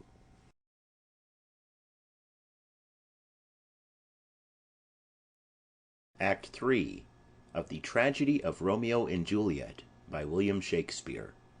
Act 3, Scene 1. A public place. Enter Mercutio, Benvolio, and men. Benvolio. I pray thee, good Mercutio, let's retire. The day is hot, the Capulets abroad, and if we meet we shall not scape a brawl, for now these hot days is the mad blood stirring. Mercutio. Thou art like one of these fellows that, when he enters the confines of a tavern, claps me his sword upon the table, and says, God send me no need of thee, and by the operation of the second cup draws him on the drawer, when indeed there is no need. Benvolio. Am I like such a fellow? Mercutio. Come, come, thou art as hot a jack in thy mood as any in Italy, and as soon moved to be moody, and as soon moody to be moved. Benvolio. And what too? Mercutio. Nay, and there were two such, we should have none shortly, for one would kill the other. Thou, why, thou wilt quarrel with a man that hath a hair more or a hair less in his beard than thou hast. Thou wilt quarrel with a man for cracking nuts, having no other reason but because thou hast hazel eyes. What eye but such an eye would spy out such a quarrel? Thy head is as full of quarrels as an egg is full of meat, and yet thy head hath been beaten as addle as an egg for quarrelling. Thou hast quarrelled with a man for coughing in the street, because he hath wakened thy dog that hath lain asleep in the sun. Didst thou not fall out with a tailor for wearing his new doublet before Easter, with another for tying his new shoes with an old riband? And yet thou wilt tutor me from quarrelling? Benvolio. and I were so apt to quarrel as thou art, any man should buy the fee simple of my life for an hour and a quarter. Mercutio. The fee simple? Oh, simple. Enter Tybalt and others. Benvolio. By my head, here come the Capulets. Mercutio. By my heel, I care not. Tybalt. Follow me close, for I will speak to them. Gentlemen, good den, a word with one of you. Mercutio. And but one word with one of us? Couple it with something, make it a word and a blow. Tybalt. You shall find me apt enough to that, sir, and you will give me occasion. Mercutio. Could you not take some occasion without giving? Tybalt.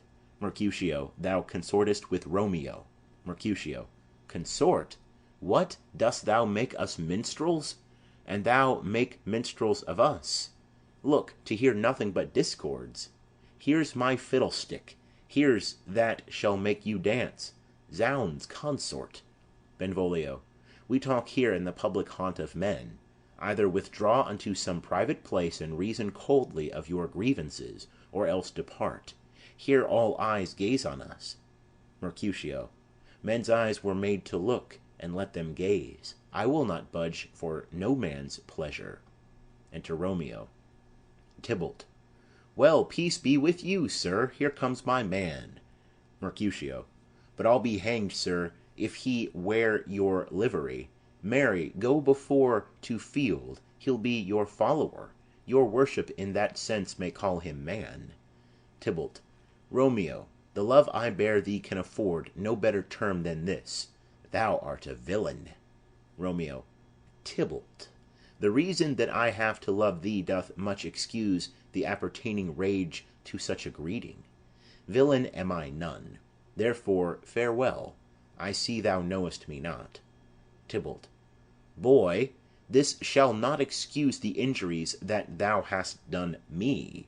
Therefore turn and draw. Romeo. I do protest I never injured thee, but love thee better than thou canst devise, till thou shalt know the reason of my love. And so, good Capulet, which name I tender as dearly as mine own, be satisfied. Mercutio. O calm, dishonourable, vile submission! Alla staccata carries it away. Draws. Tybalt, you rat-catcher, will you walk? Tybalt. What wouldst thou have with me? Mercutio. Good king of cats, nothing but one of your 9 lives, that I mean to make bold withal, and as you shall use me hereafter, dry beat the rest of the 8. Will you pluck your sword out of his pitcher by the ears? Make haste, lest mine be about your ears ere it be out. Tybalt. I am for you. Draws. Romeo. Gentle Mercutio, put thy rapier up. Mercutio. Come, sir, you passado. They fight. Romeo. Draw, Benvolio, beat down their weapons. Gentlemen, for shame, forbear this outrage. Tybalt, Mercutio, the prince expressly hath forbid this bandying in Verona streets. Hold, Tybalt, good Mercutio. Tybalt under Romeo's arm thrusts Mercutio in and flies with his followers. Mercutio. I am hurt. A plague on both your houses. I am sped. Is he gone and hath nothing? Benvolio. What? Art thou hurt? Mercutio. Ay, a scratch, a scratch. Marry, 'tis enough. Where's my page? Go, villain, fetch a surgeon. Exit page. Romeo. Courage, man, the hurt cannot be much. Mercutio. No, 'tis not so deep as a well, nor so wide as a church door, but 'tis enough, 'twill serve. Ask for me tomorrow, and you shall find me a grave man. I am peppered, I warrant, for this world. A plague on both your houses. Zounds, a dog, a rat, a mouse, a cat, to scratch a man to death. A braggart, a rogue, a villain, that fights by the book of arithmetic. Why the devil came you between us? I was hurt under your arm. Romeo. I thought all for the best. Mercutio. Help me into some house, Benvolio, or I shall faint. A plague on both your houses. They have made worms meat of me. I have it, and soundly too. Your houses. Exit, supported by Benvolio. Romeo. This gentleman, the prince's near ally, my very friend, hath got this mortal hurt in my behalf, my reputation stained with Tybalt's slander. Tybalt, that an hour hath been my kinsman. O sweet Juliet, thy beauty hath made me effeminate, and in my temper softened valor's steel. Enter Benvolio. Benvolio. O Romeo, Romeo, brave Mercutio's dead. That gallant spirit hath aspired the clouds, which too untimely here did scorn the earth. Romeo. This day's black fate on mo days doth depend. This but begins the woe others must end. Enter Tybalt. Benvolio. Here comes the furious Tybalt back again. Romeo. Alive in triumph, and Mercutio slain? Away to heaven respective lenity, and fire-eyed fury be my conduct now. Now, Tybalt, take the villain back again, that late thou gavest me, for Mercutio's soul is but a little way above our heads, staying for thine to keep him company. Either thou or I or both must go with him. Tybalt. Thou wretched boy, that didst consort him here, shalt with him hence. Romeo. This shall determine that. They fight. Tybalt falls. Benvolio. Romeo, away, be gone! The citizens are up, and Tybalt slain. Stand not amazed. The prince will doom thee death if thou art taken. Hence, be gone away. Romeo. Oh, I am fortune's fool. Benvolio. Why dost thou stay? Exit Romeo. Enter citizens. Citizen. Which way ran he that killed Mercutio? Tybalt, that murderer, which way ran he? Benvolio. There lies that Tybalt. Citizen. Up, sir, go with me. I charge thee in the prince's name obey. Enter Prince, attended, old Montague, Capulet, their wives, and others. Prince. Where are the vile beginners of this fray? Benvolio. O noble prince, I can discover all the unlucky manage of this fatal brawl. There lies the man, slain by young Romeo, that slew thy kinsman, brave Mercutio. Capulet's wife. Tybalt, my cousin! O my brother's child! O prince, O husband! O the blood is spilled of my dear kinsman! Prince, as thou art true, for blood of ours shed blood of Montague. O cousin, cousin! Prince. Benvolio, who began this bloody fray? Benvolio. Tybalt, here slain, whom Romeo's hand did stay. Romeo that spoke him fair bid him bethink how nice the quarrel was, and urged withal your high displeasure. All this uttered with gentle breath, calm look, knees humbly bowed, could not take truce with the unruly spleen of Tybalt deaf to peace, but that he tilts with piercing steel at bold Mercutio's breast, who, all is hot, turns deadly point to point, and with a martial scorn, with one hand beats cold death aside, and with the other sends it back to Tybalt, whose dexterity retorts it. Romeo he cries aloud, hold friends, friends part, and swifter than his tongue, his agile arm beats down their fatal points, and twixt them rushes, underneath whose arm an envious thrust from Tybalt hit the life of stout Mercutio, and then Tybalt fled, but by and by comes back to Romeo, who had but newly entertained revenge, and to it they go like lightning, for ere I could draw to part them was stout Tybalt slain, and as he fell did Romeo turn and fly. This is the truth, or let Benvolio die. Capulet's wife. He is a kinsman to the Montague. Affection makes him false. He speaks not true. Some 20 of them fought in this black strife, and all those 20 could but kill one life. I beg for justice. which thou, prince, must give. Romeo slew Tybalt, Romeo must not live. Prince. Romeo slew him, he slew Mercutio, who now the prince of his dear blood doth owe. Montague. Not Romeo, prince, he was Mercutio's friend. His fault concludes but what the law should end, the life of Tybalt. Prince. And for that offence immediately we do exile him hence. I have an interest in your hate's proceeding. My blood for your rude brawls doth lie a-bleeding, but I'll amerce you with so strong a fine that you shall all repent the loss of mine. I will be deaf to pleading and excuses, nor tears nor prayers shall purchase out abuses. Therefore use none. Let Romeo hence in haste, else when he is found, that hour is his last. Bear hence this body, and attend our will. Mercy but murderers, pardoning those that kill. Exeunt. Scene 2. Capulets' orchard. Enter Juliet alone. Juliet. Gallop apace, you fiery-footed steeds, towards Phoebus' lodging. Such a waggoner as Phaeton would whip you to the west and bring in cloudy night immediately. Spread thy close curtain, love-performing night, that runaway eyes may wink, and Romeo leap to these arms untalked of and unseen. Lovers can see to do their amorous rites by their own beauties, or, if love be blind, it best agrees with night.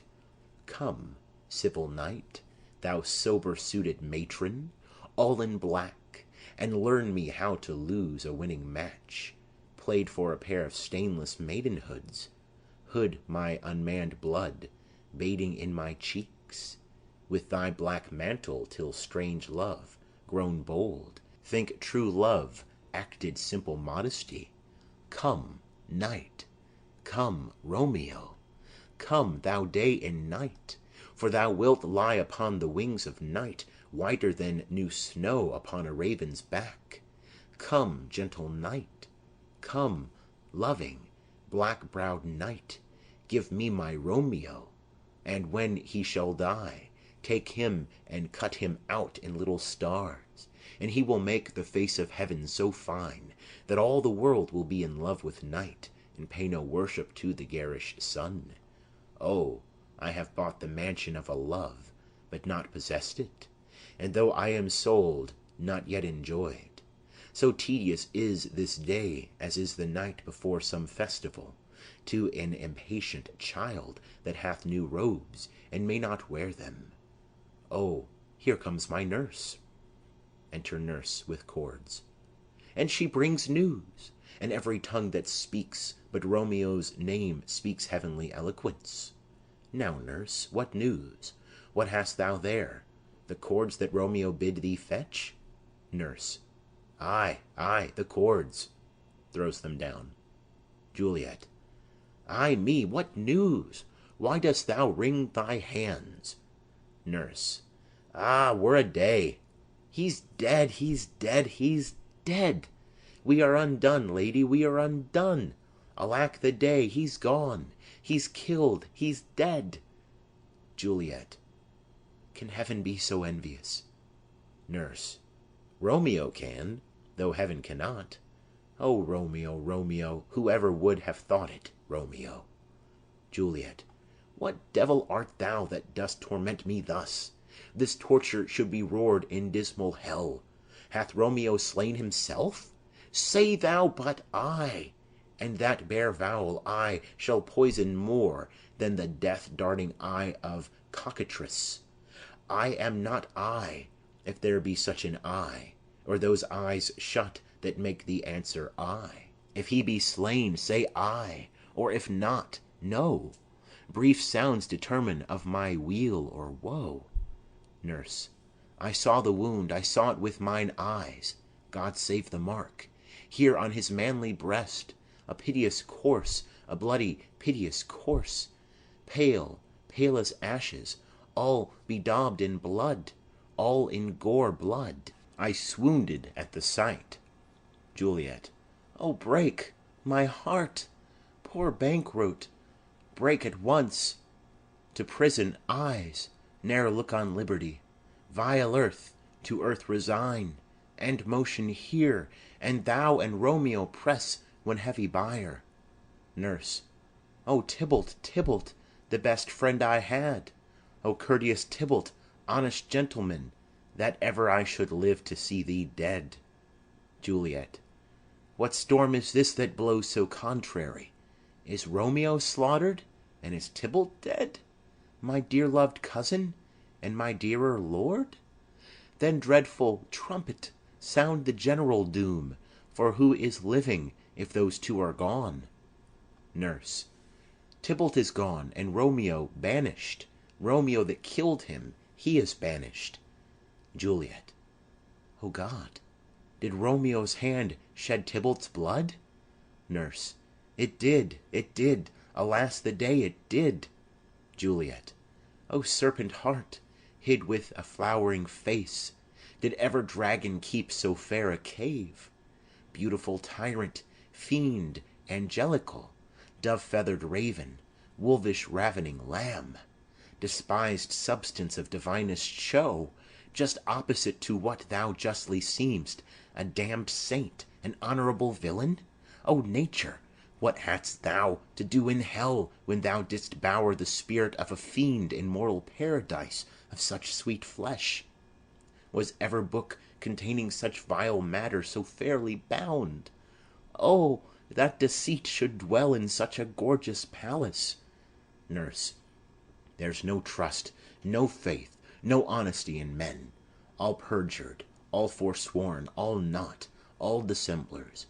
Ah, where's my man? Give me some aqua vita. These griefs, these woes, these sorrows make me old. Shame come to Romeo. Juliet. Blistered be thy tongue for such a wish. He was not born to shame. Upon his brow shame is ashamed to sit, for 'tis a throne where honor may be crowned, sole monarch of the universal earth. Oh, what a beast was I to chide at him! Nurse. Will you speak well of him that killed your cousin? Juliet. Shall I speak ill of him that is my husband? Ah, poor my lord, what tongue shall smooth thy name when I, thy 3 hours' wife, have mangled it? But wherefore, villain, didst thou kill my cousin? That villain cousin would have killed my husband. Back, foolish tears, back to your native spring. Your tributary drops belong to woe, which you, mistaking, offer up to joy. My husband lives, that Tybalt would have slain, and Tybalt's dead, that would have slain my husband. All this is comfort. Wherefore weep I then? Some word there was worser than Tybalt's death, that murdered me. I would forget it fain, but oh, it presses to my memory like damned guilty deeds to sinners' minds. Tybalt is dead, and Romeo banished? That banished, that one word banished, hath slain 10,000 Tybalts. Tybalt's death was woe enough if it had ended there, or if sour woe delights in fellowship, and neatly will be ranked with other griefs. Why followed not, when she said, Tybalt's dead, thy father or thy mother, nay, or both, which modern lamentation might have moved, but with a rearward following, Tybalt's death? Romeo is banished? To speak that word is father, mother, Tybalt, Romeo, Juliet, all slain, all dead. Romeo is banished. There is no end, no limit, measure, bound, and that word's death. No words can that woe sound. Where is my father and my mother, nurse? Nurse. Weeping and wailing over Tybalt's corse. Will you go to them? I will bring you thither. Juliet. Wash they his wounds with tears? Mine shall be spent, when theirs are dry, for Romeo's banishment. Take up those cords, poor ropes, you are beguiled, both you and I, for Romeo is exiled. He made you for a highway to my bed, but I, a maid, die maiden widowed. Come, cords, come, nurse, I'll to my wedding bed, and death, not Romeo, take my maidenhead. Nurse. Hie to your chamber, I'll find Romeo, to comfort you. I wot well where he is. Hark ye, your Romeo will be here at night. I'll to him, he is hid at Lawrence' cell. Juliet. O, find him, give this ring to my true knight, and bid him come to take his last farewell. Exeunt. Scene 3. Friar Lawrence's cell. Enter Friar Lawrence. Friar. Romeo, come forth, thou fearful man. Affliction is enamoured of thy parts, and thou art wedded to calamity. Enter Romeo. Romeo. Father, what news? What is the prince's doom? What sorrow craves acquaintance at my hand, that I yet know not? Friar. Too familiar is my dear son with such sour company. I bring thee tidings of the prince's doom. Romeo. What less than doomsday is the prince's doom? Friar. A gentler judgment vanished from his lips, not body's death, but body's banishment. Romeo. Ha, banishment? Be merciful, say death, for exile hath more terror in his look, much more than death. Do not say banishment. Friar. Hence from Verona art thou banished. Be patient, for the world is broad and wide. Romeo. There is no world without Verona walls, but purgatory, torture, hell itself. Hence banished is banished from the world, and world's exile is death. Then banishment is death mistermed. Calling death banishment, thou cuttest my head off with a golden axe, and smilest upon the stroke that murders me. Friar. O deadly sin! O rude unthankfulness! Thy fault our law calls death, but the kind prince, taking thy part, hath rushed aside the law, and turned that black word death to banishment. This is dear mercy, and thou seest it not. Romeo. 'Tis torture and not mercy. Heaven is here, where Juliet lives, and every cat and dog and little mouse, every unworthy thing, live here in heaven, and may look on her. But Romeo may not? More validity, more honourable state, more courtship lives in carrion flies than Romeo. They may seize on the white wonder of dear Juliet's hand, and steal immortal blessing from her lips, who even in pure and vestal modesty still blush, as thinking their own kisses sin. But Romeo may not, he is banished. This may flies do, when I from this must fly. They are free men, but I am banished? And sayest thou yet that exile is not death? Hadst thou no poison mixed, no sharp ground knife, no sudden mean of death, though ne'er so mean, but banished to kill me, banished? O friar, the damned use that word in hell howling attends it. How hast thou the heart, being a divine, a ghostly confessor, a sin absolver, and my friend professed, to mangle me with that word banished? Friar. Thou fond madman, hear me a little speak. Romeo. Oh, thou wilt speak again of banishment. Friar. I'll give thee armour to keep off that word, adversity's sweet milk, philosophy, to comfort thee, though thou art banished. Romeo. Yet banished? Hang up philosophy, unless philosophy can make a Juliet, displant a town, reverse a prince's doom. It helps not, it prevails not. Talk no more. Friar. Oh, then I see that madmen have no ears. Romeo. How should they, when that wise men have no eyes? Friar. Let me dispute with thee of thy estate. Romeo. Thou canst not speak of that thou dost not feel. Wert thou as young as I, Juliet thy love, an hour but married, Tybalt murdered, doting like me, and like me banished, then mightst thou speak, then mightst thou tear thy hair, and fall upon the ground as I do now, taking the measure of an unmade grave. Knock within. Friar. Arise, one knocks. Good Romeo, hide thyself. Romeo. Not I, unless the breath of heart-sick groans mist-like enfold me from the search of eyes. Knock. Friar. Hark, how they knock! Who's there? Romeo, arise, thou wilt be taken. Stay a while, stand up. Knock. Run to my study, by and by, God's will. What simpleness is this? I come, I come. Knock. Who knocks so hard? Whence come you? What's your will? Nurse. Within. Let me come in, and you shall know my errand. I come from Lady Juliet. Friar. Welcome then. Enter Nurse. Nurse.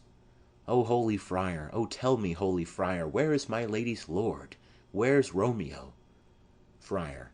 There on the ground, with his own tears made drunk. Nurse. Oh, he is even in my mistress' case, just in her case. Friar. O woeful sympathy, piteous predicament. Nurse. Even so lies she, blubbering and weeping, weeping and blubbering. Stand up, stand up, stand, and you be a man. For Juliet's sake, for her sake, rise and stand. Why should you fall into so deep an O? Romeo rises. Nurse. Nurse. Ah, sir, ah, sir! Well, death's the end of all. Romeo. Spakest thou of Juliet? How is it with her? Doth not she think me an old murtherer? Now I have stained the childhood of our joy with blood removed but little from her own? Where is she? And how doth she? And what says my concealed lady to our cancelled love? Nurse. Oh, she says nothing, sir, but weeps and weeps, and now falls on her bed, and then starts up, and Tybalt calls, and then on Romeo cries, and then down falls again. Romeo. As if that name, shot from the deadly level of a gun, did murder her, as that name's cursed hand murdered her kinsman. Oh, tell me, friar, tell me, in what vile part of this anatomy doth my name lodge? Tell me, that I may sack the hateful mansion. Draws his dagger. Friar. Hold thy desperate hand.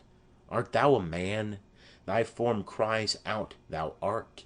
Thy tears are womanish, thy wild acts denote the unreasonable fury of a beast, unseemly woman in a seeming man, or ill-beseeming beast in seeming both. Thou hast amazed me. By my holy order, I thought thy disposition better tempered. Hast thou slain Tybalt? Wilt thou slay thyself, and slay thy lady that in thy life lives, by doing damned hate upon thyself? Why railest thou on thy birth, the heaven and earth, since birth and heaven and earth all three do meet in thee at once, which thou at once wouldst lose? Fie, fie, thou shamest thy shape, thy love, thy wit, which, like a usurer, aboundest in all, and usest none in that true use indeed, which should bedeck thy shape. Thy love, thy wit, thy noble shape is but a form of wax, digressing from the valor of a man. Thy dear love sworn but hollow perjury, killing that love which thou hast vowed to cherish. Thy wit, that ornament to shape and love, misshapen in the conduct of them both, like powder in a skilless soldier's flask, is get afire by thine own ignorance, and thou dismembered with thine own defence. What? Rouse thee, man! Thy Juliet is alive, for whose dear sake thou wast but lately dead. There art thou happy. Tybalt would kill thee, but thou slewest Tybalt. There art thou happy too. The law that threatened death becomes thy friend and turns it to exile. There art thou happy. A pack of blessings light upon thy back. Happiness courts thee in her best array. But like a misbehaved and sullen wench, thou poutest upon thy fortune and thy love. Take heed, for such die miserable. Go get thee to thy love, as was decreed, ascend her chamber, hence, and comfort her. But look thou stay not till the watch be set, for then thou canst not pass to Mantua, where thou shalt live till we can find a time to blaze your marriage, reconcile your friends, beg pardon of the prince, and call thee back with 20,000,000 times more joy than thou went'st forth in lamentation. Go before, nurse, commend me to thy lady, and bid her hasten all the house to bed, which heavy sorrow makes them apt unto. Romeo is coming. Nurse. O Lord, I could have stayed here all the night to hear good counsel. O, what learning is! My lord, I'll tell my lady you will come. Romeo. Do so, and bid my sweet prepare to chide. Nurse. Here is a ring she bid me give you, sir. Hie you, make haste, for it grows very late. Exit. Romeo. How well my comfort is revived by this! Friar. Go hence, good night, and here stands all your state. Either be gone before the watch be set, or by the break of day disguised from hence, sojourn in Mantua. I'll find out your man, and he shall signify from time to time every good hap to you that chances here. Give me thy hand. 'Tis late. Farewell. Good night. Romeo. But that a joy past joy calls out on me. It were a grief so brief to part with thee. Farewell. Exeunt. Scene 4. Capulet's house. Enter old Capulet, his wife, and Paris. Capulet. Things have fallen out, sir, so unluckily, that we have had no time to move our daughter. Look you, she loved her kinsman Tybalt dearly, and so did I. Well, we were born to die. 'Tis very late. She'll not come down to-night. I promise you, but for your company, I would have been abed an hour ago. Paris. These times of woe afford no tune to woo. Madam, good night. Commend me to your daughter. Lady. I will, and know her mind early to-morrow. To-night she's mewed up to her heaviness. Capulet. Sir Paris, I will make a desperate tender of my child's love. I think she will be ruled in all respects by me, nay more, I doubt it not. Wife, go you to her ere you go to bed. Acquaint her here of my son Paris's love, and bid her, mark you me, on Wednesday next. But soft, what day is this? Paris. Monday, my lord. Capulet. Monday? Ha ha! Well, Wednesday is too soon. Thursday let it be, a Thursday. Tell her she shall be married to this noble earl. Will you be ready? Do you like this haste? We'll keep no great ado, a friend or two. For hark you, Tybalt, being slain so late, it may be thought we held him carelessly, being our kinsman, if we revel much. Therefore we'll have some half a dozen friends, and there an end. But what say you to Thursday? Paris. My lord, I would that Thursday were to-morrow. Capulet. Well, get you gone, a Thursday be it then. Go you to Juliet ere you go to bed. Prepare her, wife, against this wedding day. Farewell, my lord. Light to my chamber, ho! Afore me. It is so very, very late, that we may call it early by and by. Good night. Exeunt. Scene 5. Capulet's orchard. Enter Romeo and Juliet aloft at the window. Juliet. Wilt thou be gone? It is not yet near day. It was the nightingale, and not the lark, that pierced the fearful hollow of thine ear. Nightly she sings on yond pomegranate tree. Believe me, love, it was the nightingale. Romeo. It was the lark, the herald of the morn. No nightingale. Look, love, what envious streaks do lace the severing clouds in yonder east. Night's candles are burnt out, and jocund day stands tiptoe on the misty mountain tops. I must be gone and live, or stay and die. Juliet. Yond light is not daylight, I know it. Ay, it is some meteor that the sun exhales, to be to thee this night a torch-bearer, and light thee on the way to Mantua. Therefore stay yet, thou needst not to be gone. Romeo, let me be taken, let me be put to death. I am content. So thou wilt have it so. I'll say yon grey is not the morning's eye, 'tis but the pale reflex of Cynthia's brow, nor that is not the lark whose notes do beat the vaultry heaven so high above our heads. I have more care to stay than will to go. Come death, and welcome. Juliet wills it so. How is't, my soul? Let's talk. It is not day. Juliet. It is, it is. Hie hence, be gone away. It is the lark that sings so out of tune, straining harsh discords and unpleasing sharps. Some say the lark makes sweet division. This doth not so, for she divideth us. Some say the lark and loathed toad changed eyes. Oh, now I would they had changed voices too, since arm from arm that voice doth us affray, hunting thee hence with hunts up to the day. Oh, now be gone, more light and light it grows. Romeo. More light and light, more dark and dark our woes. Enter Nurse. Nurse. Madam. Juliet. Nurse? Nurse. Your lady mother is coming to your chamber. The day is broke. Be wary. Look about. Juliet. Then, window, let day in, and let life out. Exit. Romeo. Farewell, farewell. One kiss, and I'll descend.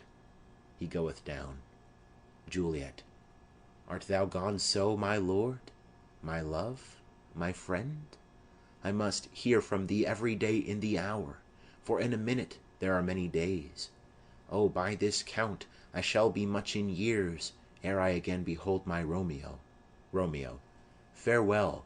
I will omit no opportunity that may convey my greetings, love, to thee.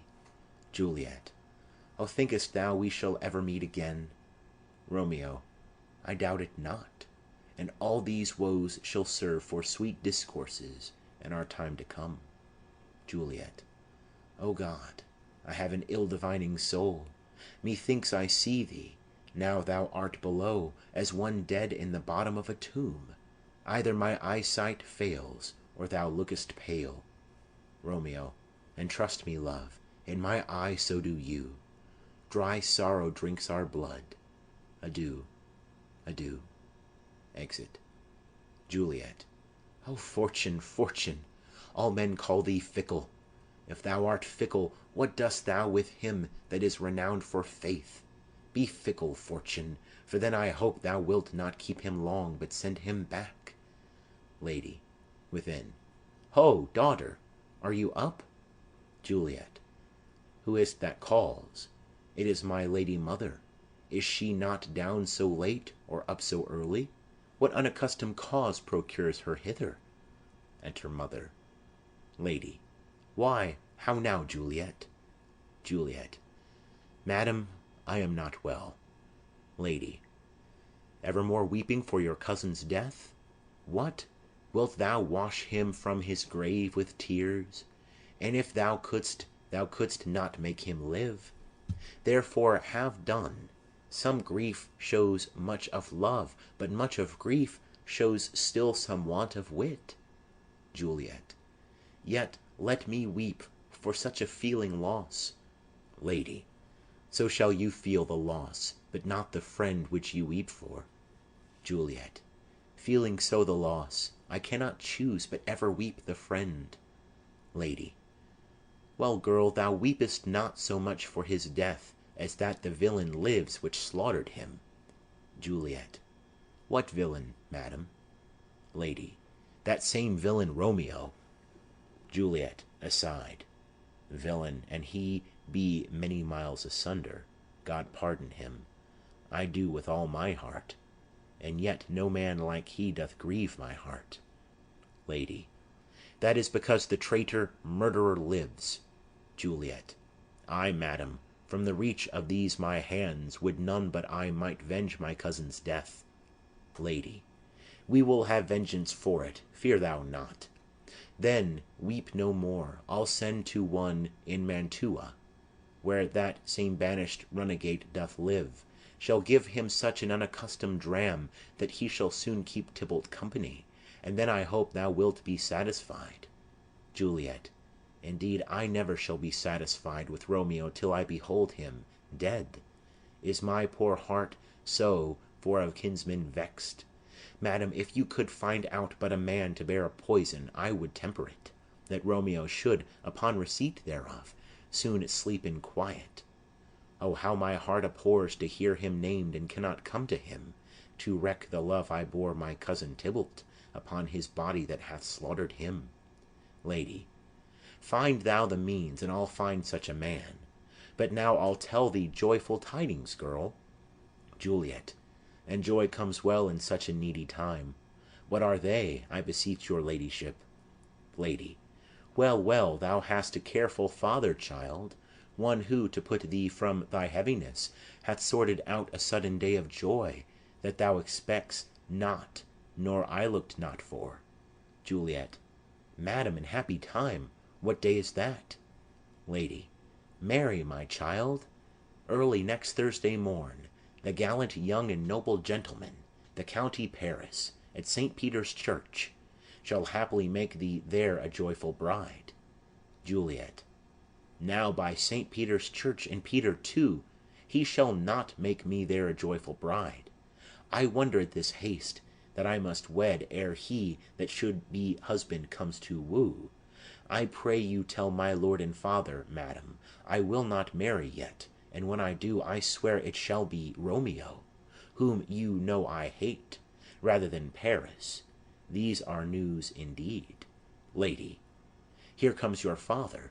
Tell him so yourself, and see how he will take it at your hands. Enter Capulet and nurse. Capulet. When the sun sets, the air doth drizzle dew, but for the sunset of my brother's son it rains downright. How now? A conduit, girl? What, still in tears? Evermore showering? In one little body thou counterfeit'st a bark, a sea, a wind. For still thy eyes, which I may call the sea, do ebb and flow with tears. The bark, thy body, is sailing in this salt flood. The winds, thy sighs, who raging with thy tears, and they with them, without a sudden calm will overset thy tempest-tossed body. How now, wife? Have you delivered to her our decree? Lady. Ay, sir, but she will none. She gives you thanks.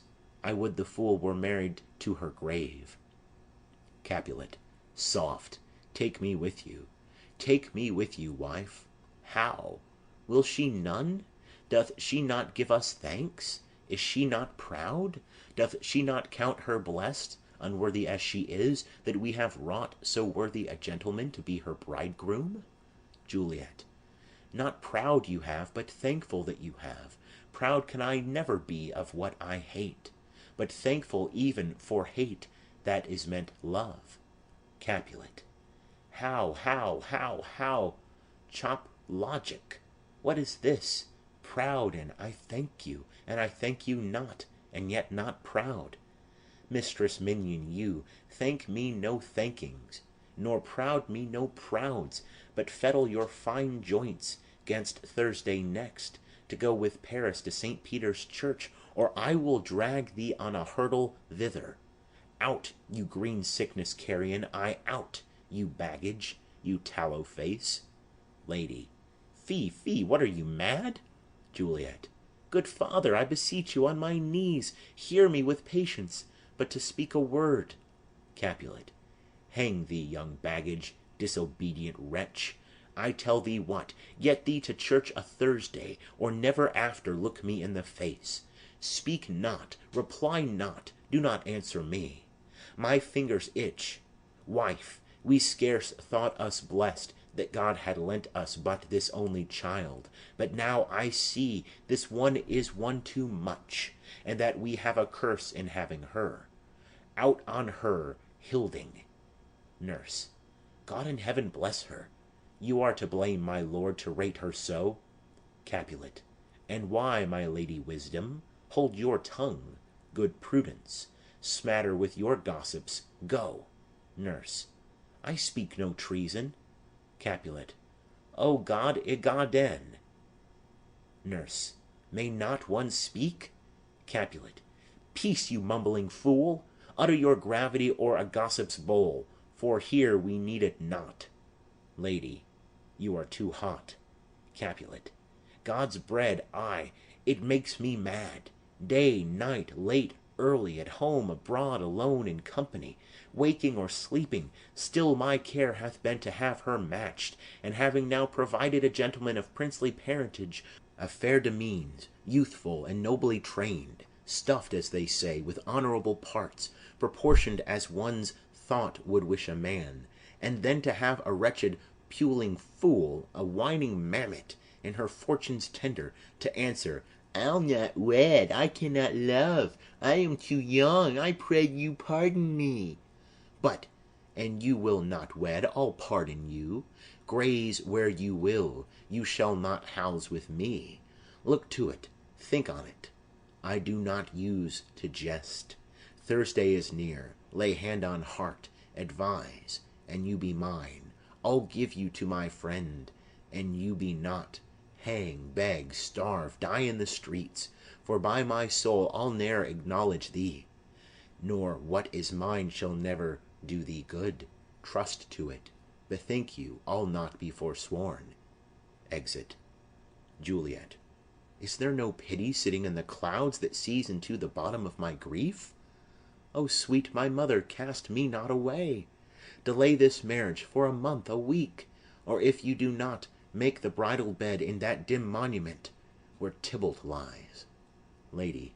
Talk not to me, for I'll not speak a word. Do as thou wilt, for I have done with thee.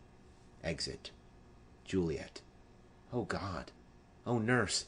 How shall this be prevented? My husband is on earth, my faith in heaven. How shall that faith return again to earth, unless that husband send it me from heaven by leaving earth? Comfort me, counsel me. Alack, alack, that heaven should practice stratagems upon so soft a subject as myself. What sayest thou? Hast thou not a word of joy? Some comfort, nurse? Nurse. Faith, here it is. Romeo is banished, and all the world to nothing, that he dares ne'er come back to challenge you. Or if he do, it needs must be by stealth. Then, since the case so stands as now it doth, I think it best you married with the county. Oh, he's a lovely gentleman. Romeo's a dish-clout to him, an eagle, madam, hath not so green, so quick, so fair an eye as Paris hath. Beshrew my very heart, I think you are happy in this second match, for it excels your first. Or if it did not, your first is dead, or, 'twere as good he were, is living here, and you no use of him. Juliet. Speakest thou this from thy heart? Nurse. And from my soul too, else beshrew them both. Juliet. Amen. Nurse. What? Juliet. Well, thou hast comforted me marvellous much. Go in and tell my lady I am gone, having displeased my father to Lawrence' cell, to make confession and to be absolved. Nurse. Marry, I will, and this is wisely done. Exit. Juliet. Ancient damnation! O most wicked fiend! Is it more sin to wish me thus forsworn, or to dispraise my lord with that same tongue which she hath praised him with, above compare so many thousand times? Go, counsellor, thou and my bosom henceforth shall be twain. I'll to the friar to know his remedy. If all else fail, myself have power to die. Exit. End of Act 3.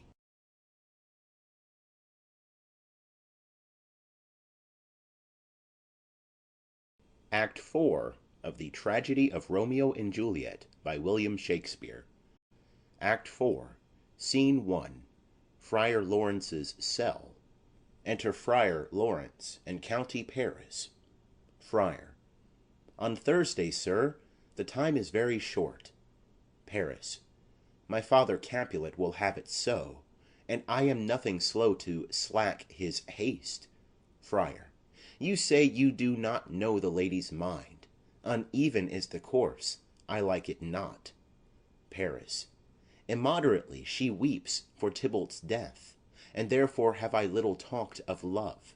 For Venus smiles not in a house of tears. Now, sir, her father counts it dangerous that she do give her sorrow so much sway, and in his wisdom hastes our marriage to stop the inundation of her tears, which, too much minded by herself alone, may be put from her by society. Now do you know the reason of this haste? Friar. Aside. I would I knew not why it should be slowed. Look, sir, here comes the lady toward my cell. Enter Juliet. Paris. Happily met, my lady and my wife. Juliet. That may be, sir, when I may be a wife. Paris. That may be, must be, love, on Thursday next. Juliet. What must be, shall be. Friar. That's a certain text.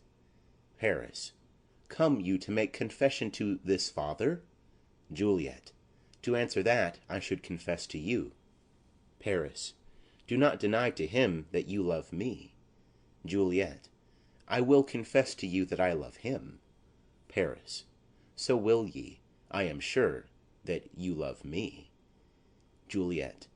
If I do so, it will be of more price, being spoke behind your back, than to your face. Paris. Poor soul, thy face is much abused with tears. Juliet. The tears have got small victory by that, for it was bad enough before their spite. Paris. Thou wrongest it more than tears with that report. Juliet. That is no slander, sir, which is a truth, and what I spake it to my face. Paris. Thy face is mine, and thou hast slandered it. Juliet. It may be so, for it is not mine own. Are you at leisure, holy father, now, or shall I come to you at evening mass? Friar. My leisure serves me, pensive daughter. Now, my lord, we must entreat the time alone. Paris. God shield I should disturb devotion. Juliet. On Thursday early will I rouse ye. Till then, adieu, and keep this holy kiss. Exit. Juliet. Oh, shut the door, and when thou hast done so, come weep with me, past hope, past cure, past help. Friar. Ah, Juliet, I already know thy grief. It strains me past the compass of my wits. I hear thou must, and nothing may prorogue it, on Thursday next be married to this county. Juliet. Tell me not, friar, that thou hear'st of this, unless thou tell me how I may prevent it.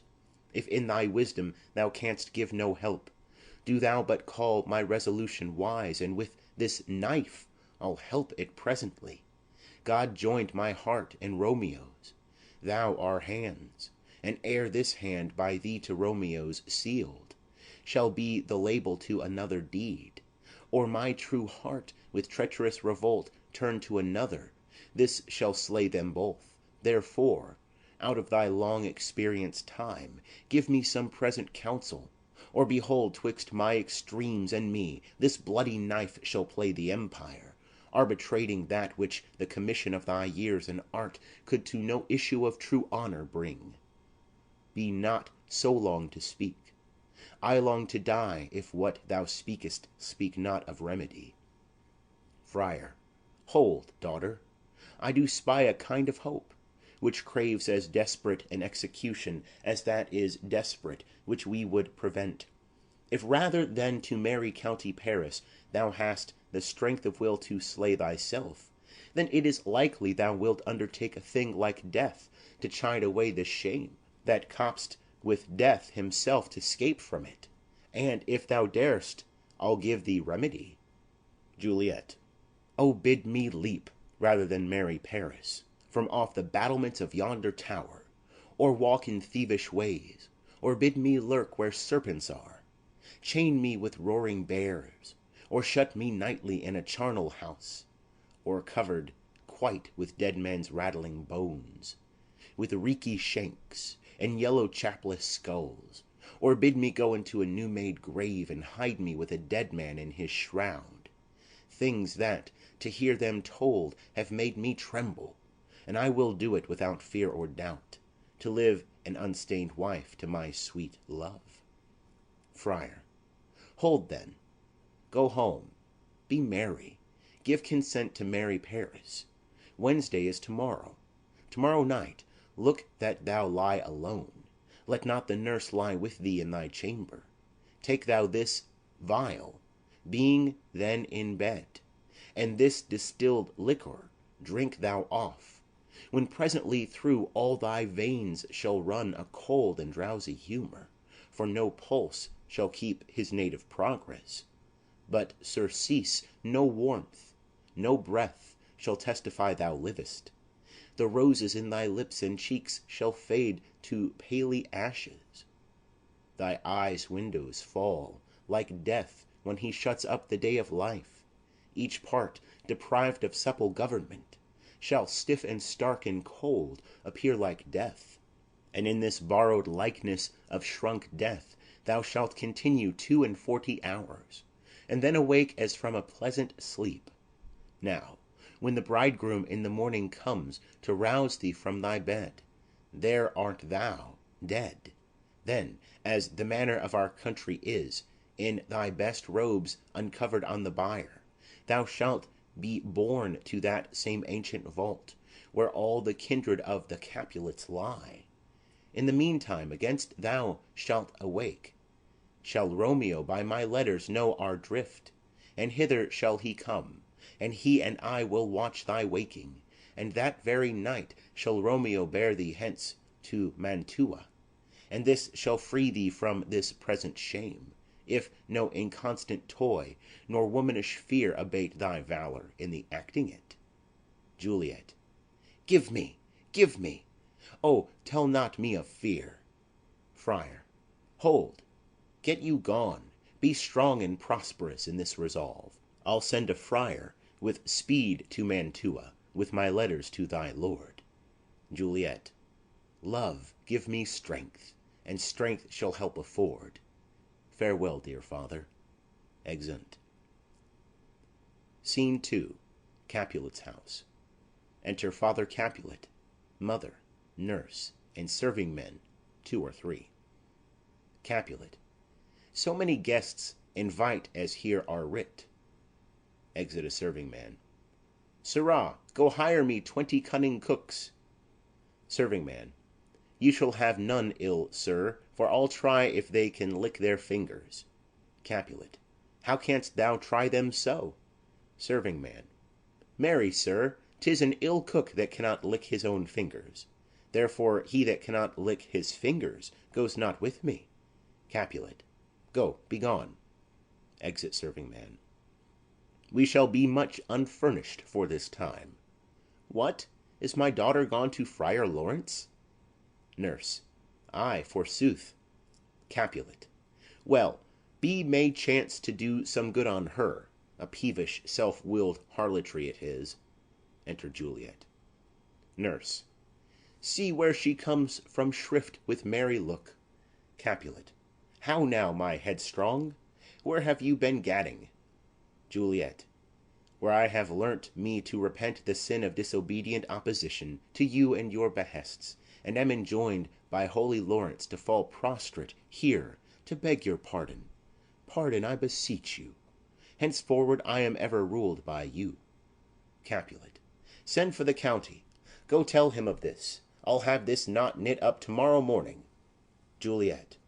I met the youthful lord at Lawrence's cell, and gave him what becomed love I might, not stepping o'er the bounds of modesty. Capulet. Why, I am glad on't. This is well. Stand up. This is as't should be.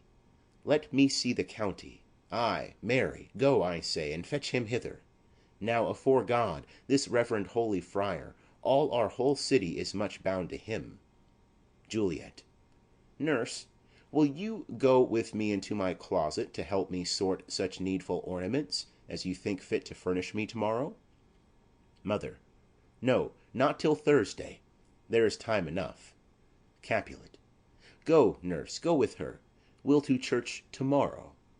Exeunt Juliet and nurse. Mother. We shall be short in our provision. 'Tis now near night. Capulet.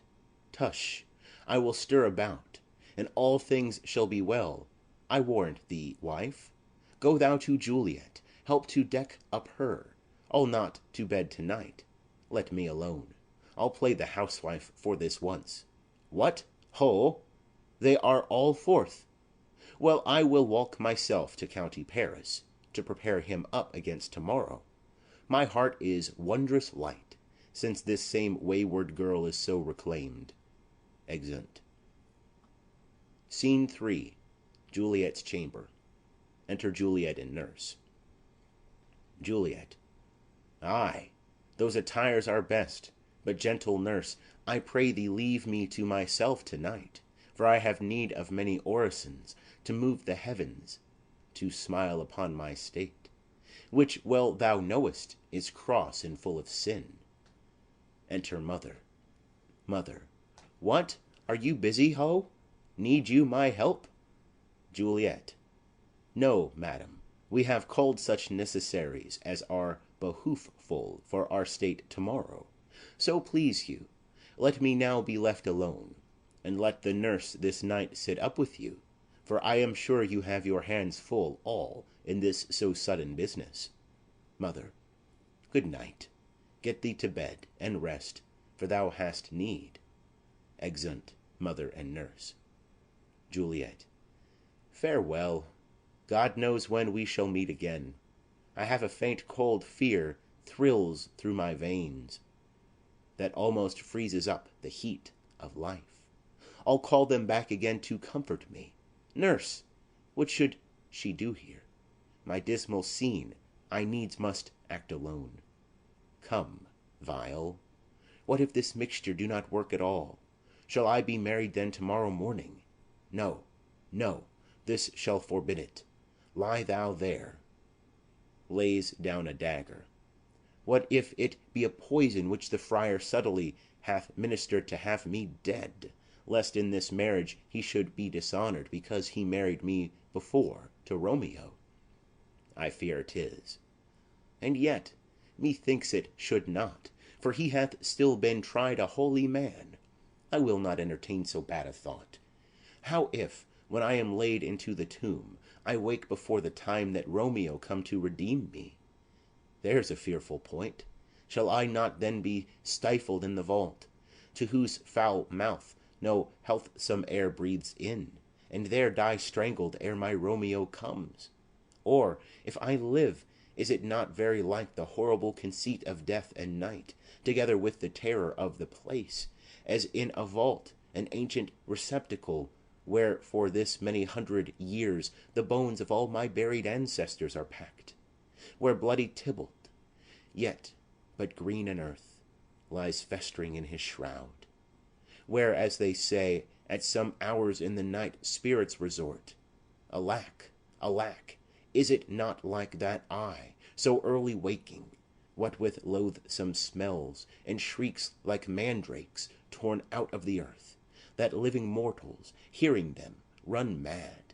Oh, if I wake, shall I not be distraught, environed with all these hideous fears, and madly play with my forefathers' joints, and pluck the mangled Tybalt from his shroud, and in this rage, with some great kinsman's bone, as with a club, dash out my desperate brains?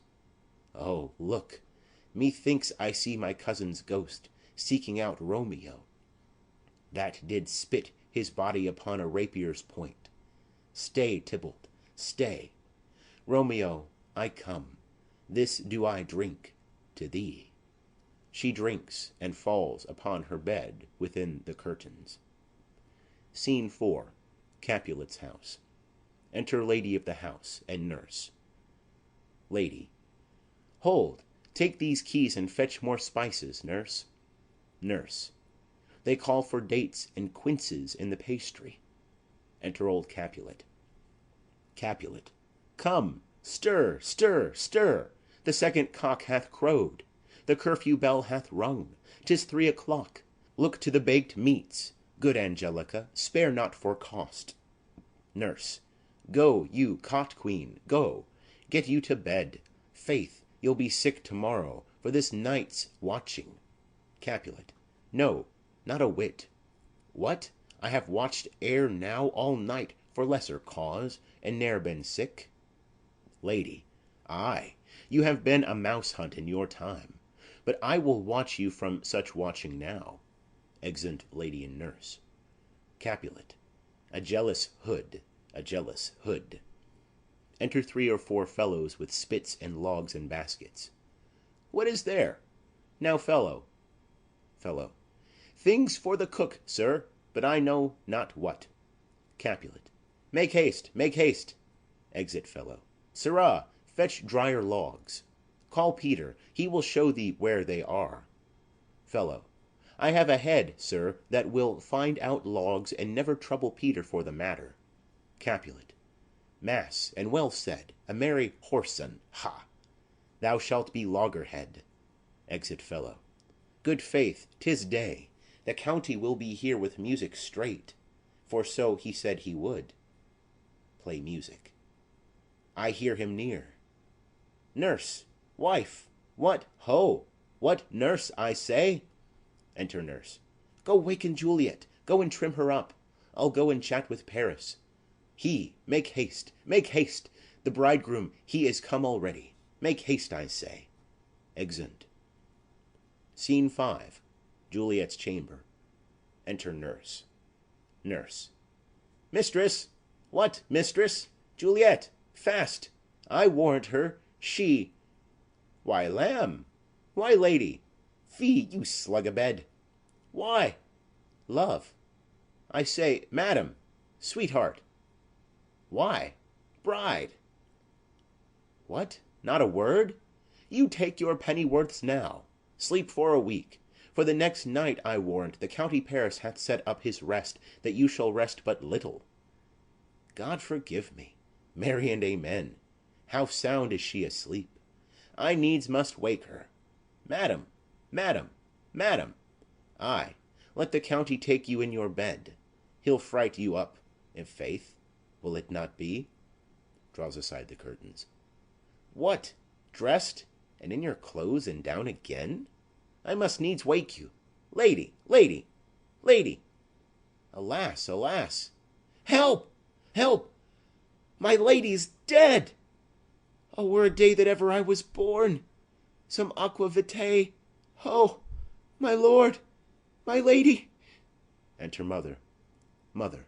What noise is here? Nurse. Oh, lamentable day! Mother. What is the matter? Nurse. Look, look! Oh, heavy day! Mother. Oh me, my child, my only life! Revive!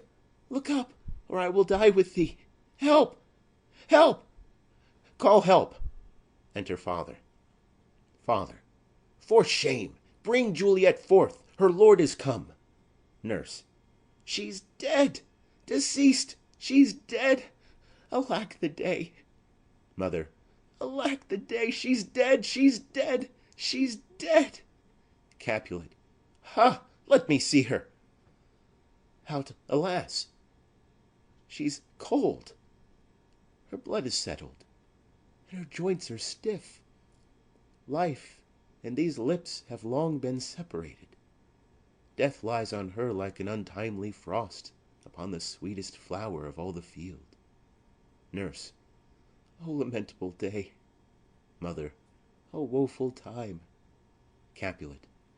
Death, that hath taken her hence to make me wail, ties up my tongue, and will not let me speak.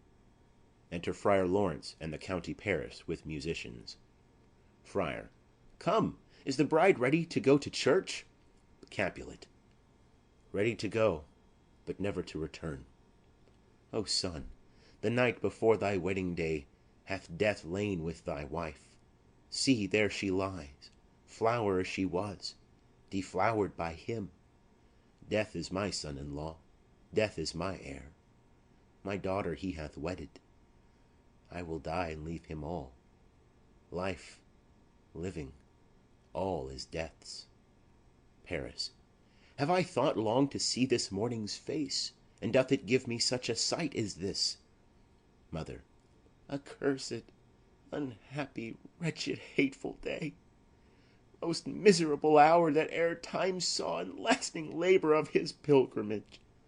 But one one poor and loving child, but one thing to rejoice and solace in, and cruel death hath catched it from my sight. Nurse. O woe! O woeful, woeful, woeful day! Most lamentable day, most woeful day that ever I did yet behold. O day, O day, O day, O hateful day! Never was seen so black a day as this. O woeful day, O woeful day! Paris. Beguiled, divorced, wronged, spited, slain! Most detestable death, by thee beguiled, by cruel, cruel thee quite overthrown. O love, O life, not life, but love in death. Capulet. Despised, distressed, hated, martyred, killed, uncomfortable time, why camest thou now to murder our solemnity? O child, my soul, and not my child, dead art thou, dead! Alack, my child is dead, and with my child my joys are buried. Friar. Peace, ho, for shame! Confusion's cure lives not in these confusions. Heaven and yourself had part in this fair maid. Now heaven hath all, and all the better is it for the maid. Your part in her you could not keep from death, but heaven keeps his part in eternal life. The most you sought was her promotion, for 'twas your heaven she should be advanced. And weep ye now, seeing she is advanced above the clouds, as high as heaven itself? Oh, in this love, you love your child so ill that you run mad, seeing that she is well. She's not well married that lives married long, but she's best married that dies married young. Dry up your tears, and stick your rosemary on this fair corse, and as the custom is, in all her best array, bear her to church. For though fond nature bids us all lament, yet nature's tears are reason's merriment. Capulet. All things that we ordained festival turned from their office to black funeral, our instruments to melancholy bells, our wedding cheer to a sad burial feast, our solemn hymns to sullen dirges change, our bridal flowers serve for a buried corse, and all things change them to the contrary. Friar. Sir, go you in, and madam go with him, and go, Sir Paris, every one prepare to follow this fair corse unto her grave. The heavens do lower upon you for some ill. Move them no more by crossing their high will. Exeunt manent musicians and nurse. First Musician. Faith, we may put up our pipes and be gone. Nurse. Honest good fellows, put up, for well you know this is a pitiful case. Exit. First Musician. Ay, by my troth, the case may be amended. Enter Peter. Peter. Musicians, O musicians, heart's ease, heart's ease. Oh, and you will have me live, play heart's ease. First Musician. Why heart's ease? Peter. O musicians, because my heart itself plays, my heart is full of woe. Oh, play me some merry dump to comfort me. First Musician. Not a dump we, 'tis no time to play now. Peter. You will not then? First Musician. No.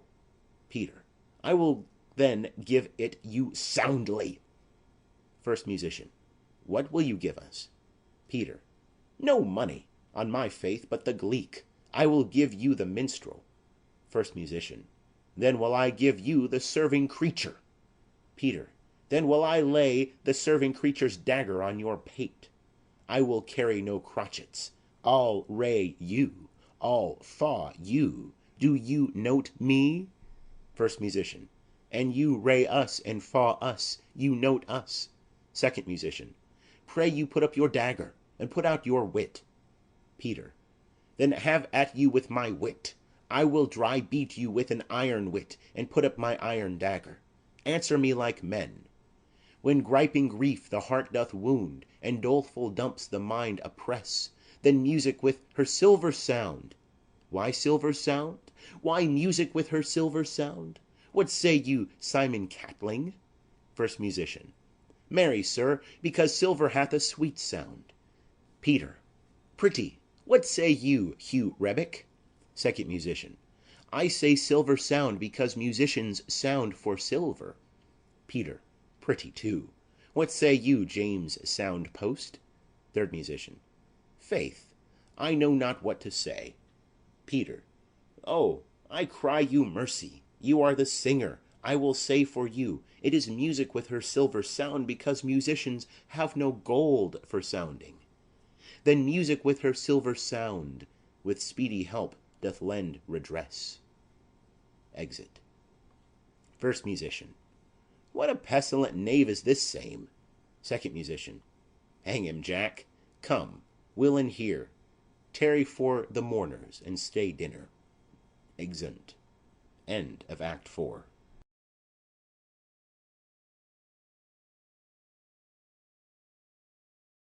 Act 5 of the Tragedy of Romeo and Juliet by William Shakespeare. Act 5, Scene 1. Mantua, a street. Enter Romeo. Romeo. If I may trust the flattering truth of sleep, my dreams presage some joyful news at hand. My bosom's lord sits lightly in his throne, and all this day an unaccustomed spirit lifts me above the ground with cheerful thoughts. I dreamt my lady came and found me dead, strange dream that gives a dead man leave to think, and breathed such life with kisses in my lips, that I revived and was an emperor. Ah me, how sweet is love itself possessed, but when love's shadows are so rich in joy. Enter Romeo's man, Balthazar, booted. News from Verona. How now, Balthazar? Dost thou not bring me letters from the friar? How doth my lady? Is my father well? How fares my Juliet? That I ask again, for nothing can be ill if she be well. Man. Then she is well, and nothing can be ill. Her body sleeps in Capel's monument, and her immortal part with angels lives. I saw her laid low in her kindred's vault, and presently took post to tell it you. O pardon me for bringing these ill news, since you did leave it for my office, sir. Romeo. Is it e'en so? Then I defy you, stars. Thou knowest my lodging. Get me ink and paper, and hire post-horses. I will hence to-night. Man. I do beseech you, sir, have patience. Your looks are pale and wild, and do import some misadventure. Romeo. Tush, thou art deceived. Leave me, and do the thing I bid thee do. Hast thou no letters to me from the friar? Man. No, my good lord. Romeo. No matter. Get thee gone, and hire those horses. I'll be with thee straight. Exit Balthazar. Well, Juliet, I will lie with thee to-night. Let's see for means. O mischief, thou art swift to enter in the thoughts of desperate men. I do remember an apothecary, and hereabouts a dwells, which late I noted in tattered weeds, with overwhelming brows, culling of simples, meagre were his looks, sharp misery had worn him to the bones, and in his needy shop a tortoise hung, an alligator stuffed, and other skins of ill-shaped fishes, and about his shelves a beggarly account of empty boxes, green earthen pots, bladders, and musty seeds, remnants of pack-thread, and old cakes of roses were thinly scattered, to make up a show, noting this penury. To myself I said, and if a man did need a poison now, whose sale is present death in Mantua, here lives a caitiff wretch would sell it him. Oh, this same thought did but forerun my need, and this same needy man must sell it me. As I remember, this should be the house, being holiday. The beggar's shop is shut. What? Ho, apothecary! Enter apothecary. Apothecary. Who calls so loud? Romeo. Come hither, man. I see that thou art poor. Hold, there is 40 ducats.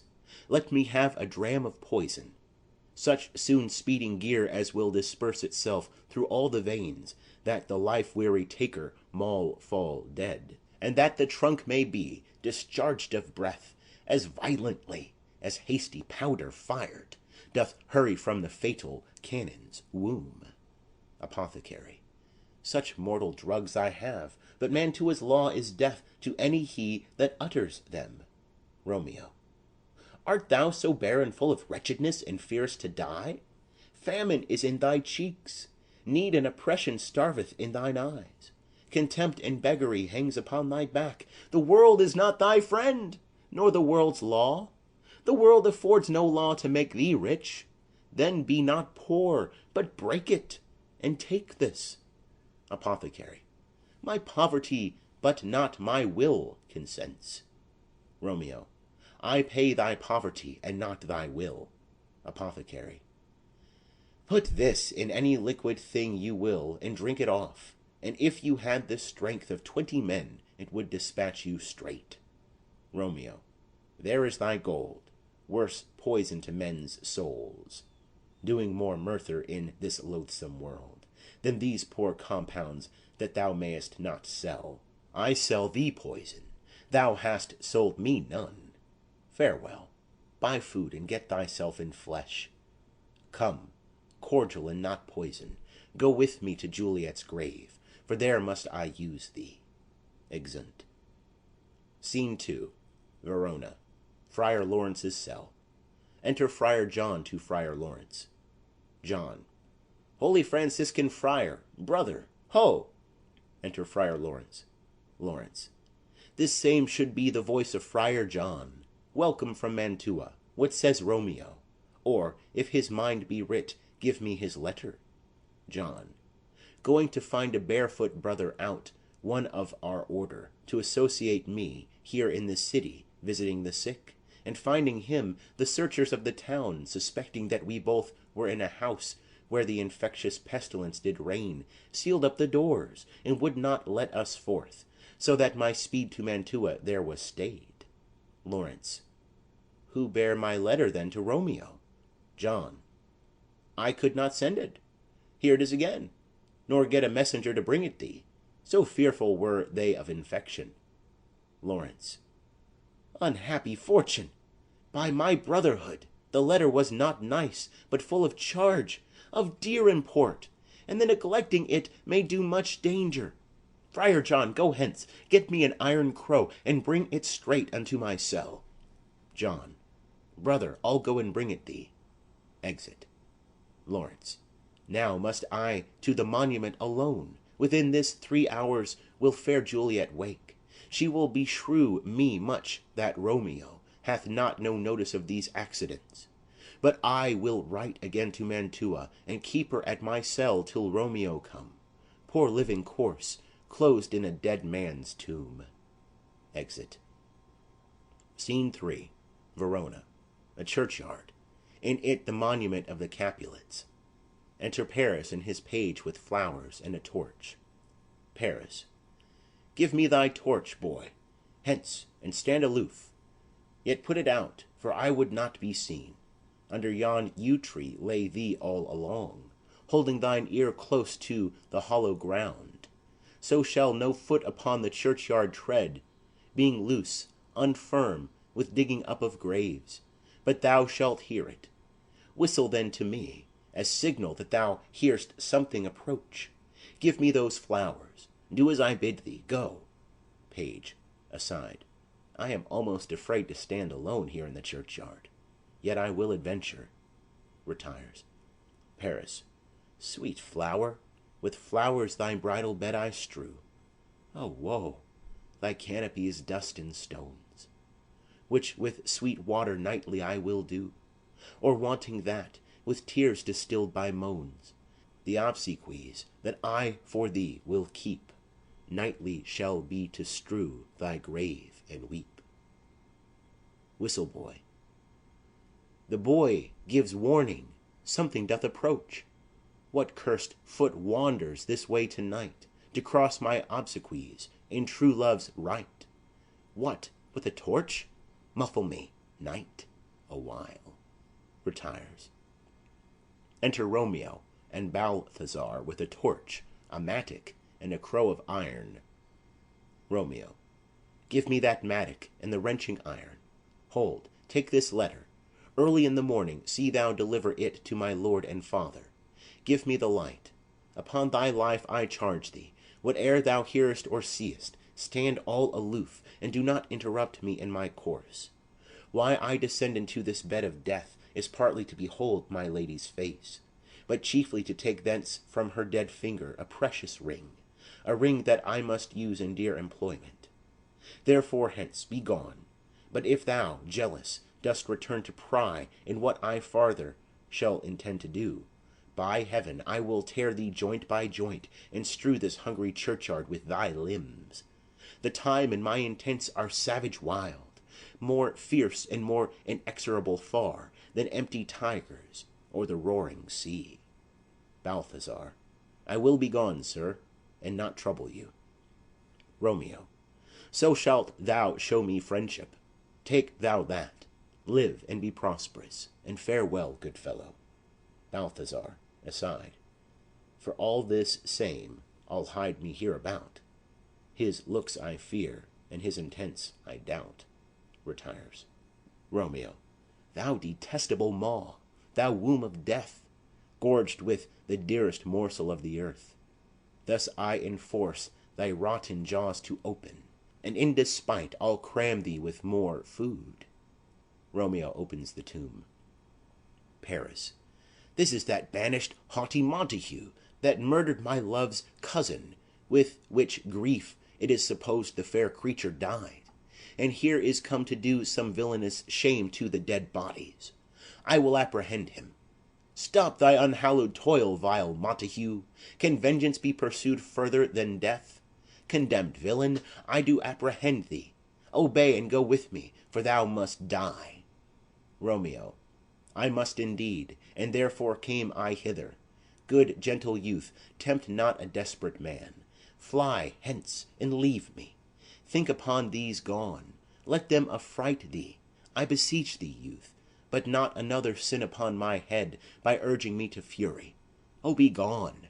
By heaven, I love thee better than myself, for I come hither armed against myself. Stay not, be gone, live, and hereafter say, a madman's mercy bid thee run away. Paris. I do defy thy conjuration, and apprehend thee for a felon here. Romeo.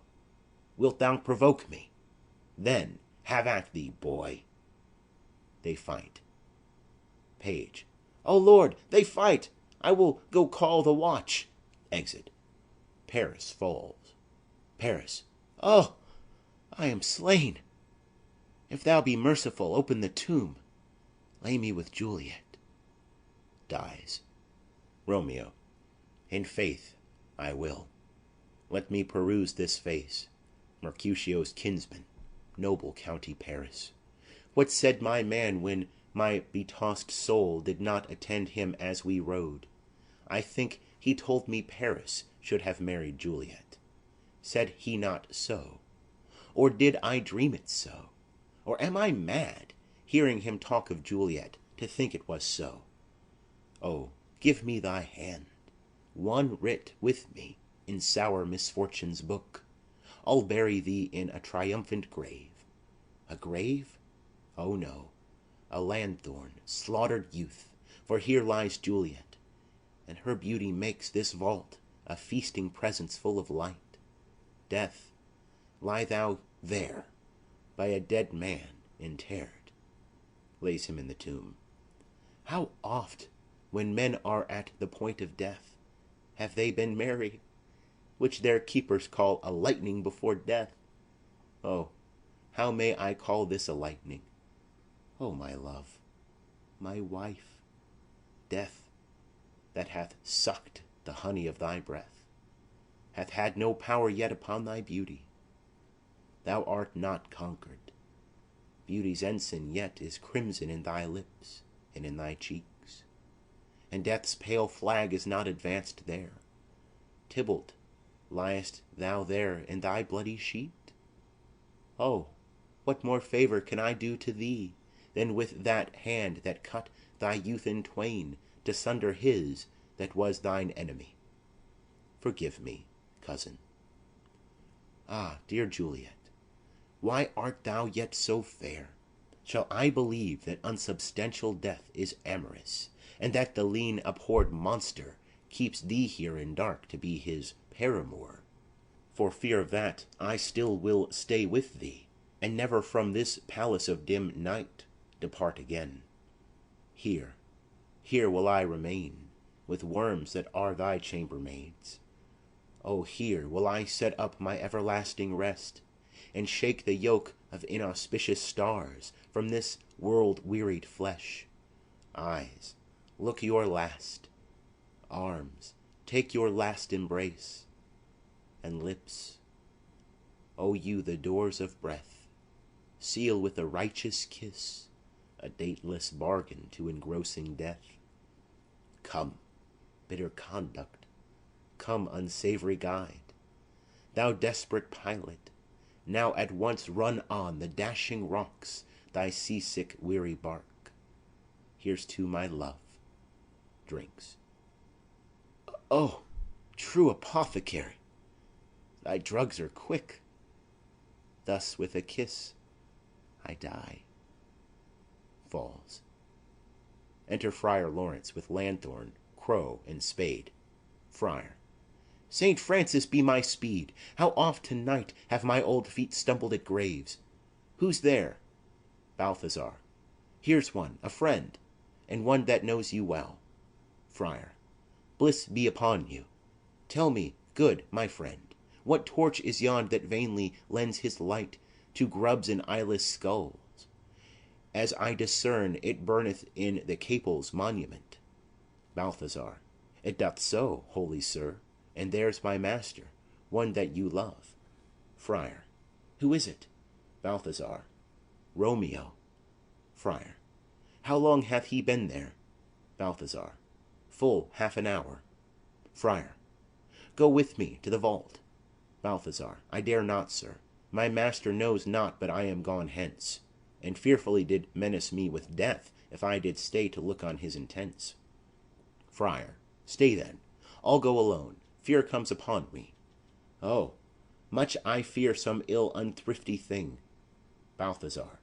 As I did sleep under this yew tree here, I dreamt my master and another fought, and that my master slew him. Friar. Romeo! Alack, alack! What blood is this which stains the stony entrance of this sepulchre? What mean these masterless and gory swords to lie discolored by this place of peace? Enters the tomb. Romeo? Oh, pale! Who else? What? Paris too? And steeped in blood? Ah, what an unkind hour is guilty of this lamentable chance! The lady stirs. Juliet rises. Juliet. Oh, comfortable friar, where's my lord? I do remember well where I should be, and there I am. Where is my Romeo? Friar. I hear some noise. Lady, come from that nest of death, contagion and unnatural sleep. A greater power than we can contradict hath thwarted our intents. Come, come away. Thy husband in thy bosom there lies dead, and Paris too. Come, I'll dispose of thee among a sisterhood of holy nuns. Stay not to question, for the watch is coming. Come, go, good Juliet, I dare no longer stay. Juliet. Go, get thee hence, for I will not away. Exit Friar. What's here? A cup? Closed in my true love's hand? Poison, I see, hath been his timeless end. O churl, drunk all, and left no friendly drop to help me after? I will kiss thy lips. Haply some poison yet doth hang on them, to make me die with a restorative. Kisses him. Thy lips are warm. Chief watch, within. Lead, boy, which way? Yea. Noise? Then I'll be brief. O happy dagger! Snatches Romeo's dagger. This is thy sheath. There rest, and let me die. She stabs herself, and falls on Romeo's body. Enter Paris's boy and watch. Boy. This is the place, there, where the torch doth burn. Chief watch. The ground is bloody. Search about the churchyard. Go, some of you. Where you find, attach. Exeunt some of the watch. Pitiful sight! Here lies the county slain, and Juliet bleeding, warm and newly dead. Who here hath lain this 2 days buried? Go, tell the prince, run to the Capulets, raise up the Montagues, some others search. Exeunt others of the watch. We see the ground whereon these woes do lie, but the true ground of all these piteous woes we cannot without circumstance descry. Enter some of the watch with Romeo's man Balthazar. Second watch. Here's Romeo's man. We found him in the churchyard. Chief watch. Hold him in safety till the prince come hither. Enter Friar Lawrence and another watchman. Third watch. Here is a friar that trembles, sighs, and weeps. We took this mattock and this spade from him, and he was coming from this churchyard side. Chief watch. A great suspicion. Stay the friar too. Enter the prince and attendants. Prince. What misadventure is so early up, that calls our person from our morning rest? Enter Capulet and his wife with others. Capulet. What should it be that they so shriek abroad? Wife. The people in the street cry Romeo, some Juliet, and some Paris, and all run with open outcry toward our monument. Prince. What fear is this which startles in our ears? Chief watch. Sovereign, here lies the county Paris slain, and Romeo dead, and Juliet dead before, warm and newly killed. Prince. Search, seek, and know how this foul murder comes. Chief watch. Here is a friar, and slaughtered Romeo's man, with instruments upon them fit to open these dead men's tombs. Capulet. O heavens! O wife, look how our daughter bleeds! This dagger hath mistaken for, lo, his house is empty on the back of Montague, and it missheathed in my daughter's bosom. Wife. O me! This sight of death is as a bell that warns my old age to a sepulchre. Enter Montague and others. Prince. Come, Montague, for thou art early up to see thy son and heir more early down. Montague. Alas, my liege, my wife is dead tonight.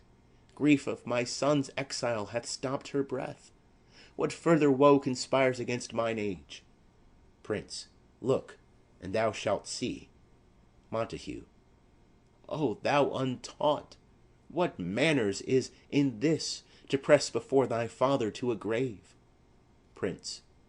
Seal up the mouth of outrage for a while, till we can clear these ambiguities, and know their spring, their head, their true descent. And then will I be general of your woes, and lead you even to death. Meantime forbear, and let mischance be slave to patience. Bring forth the parties of suspicion. Friar.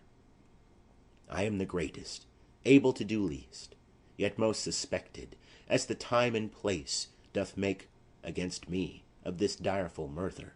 And here I stand, both to impeach and purge myself condemned, and myself excused. Prince. Then say at once what thou dost know in this. Friar. I will be brief, for my short date of breath is not so long as is a tedious tale. Romeo, there dead, was husband to that Juliet, and she, there dead, that Romeo's faithful wife. I married them, and their stolen marriage day was Tybalt's doomsday, whose untimely death banished the new-made bridegroom from this city, for whom, and not for Tybalt, Juliet pined. You, to remove that siege of grief from her, betrothed, and would have married her perforce to county Paris. Then comes she to me, and with wild looks bid me devise some mean to rid her from this second marriage, or in my cell there would she kill herself. Then gave I her, so tutored by my art, a sleeping potion, which so took effect as I intended, for it wrought on her the form of death. Meantime I writ to Romeo that he should hither come as this dire night to help to take her from her borrowed grave, being the time the potion's force should cease. But he which bore my letter, Friar John, was stayed by accident, and yesternight returned my letter back. Then all alone at the prefixed hour of her waking came I to take her from her kindred's vault, meaning to keep her closely at my cell, till I conveniently could send to Romeo.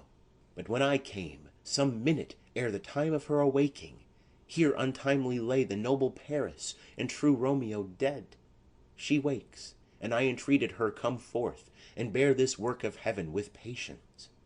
And then a noise did scare me from the tomb, and she, too desperate, would not go with me, but, as it seems, did violence on herself.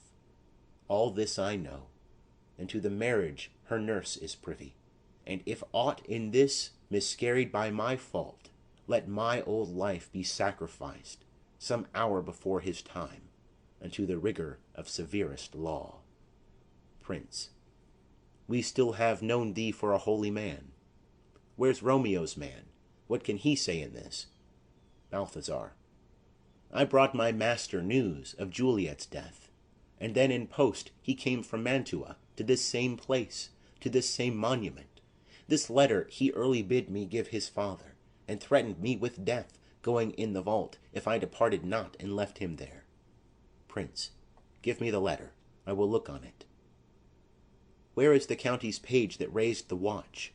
Sirrah, what made your master in this place? Boy, he came with flowers to strew his lady's grave, and bid me stand aloof, and so I did. Anon comes one with light to ope the tomb, and by my master drew on him. And then I ran away to call the watch.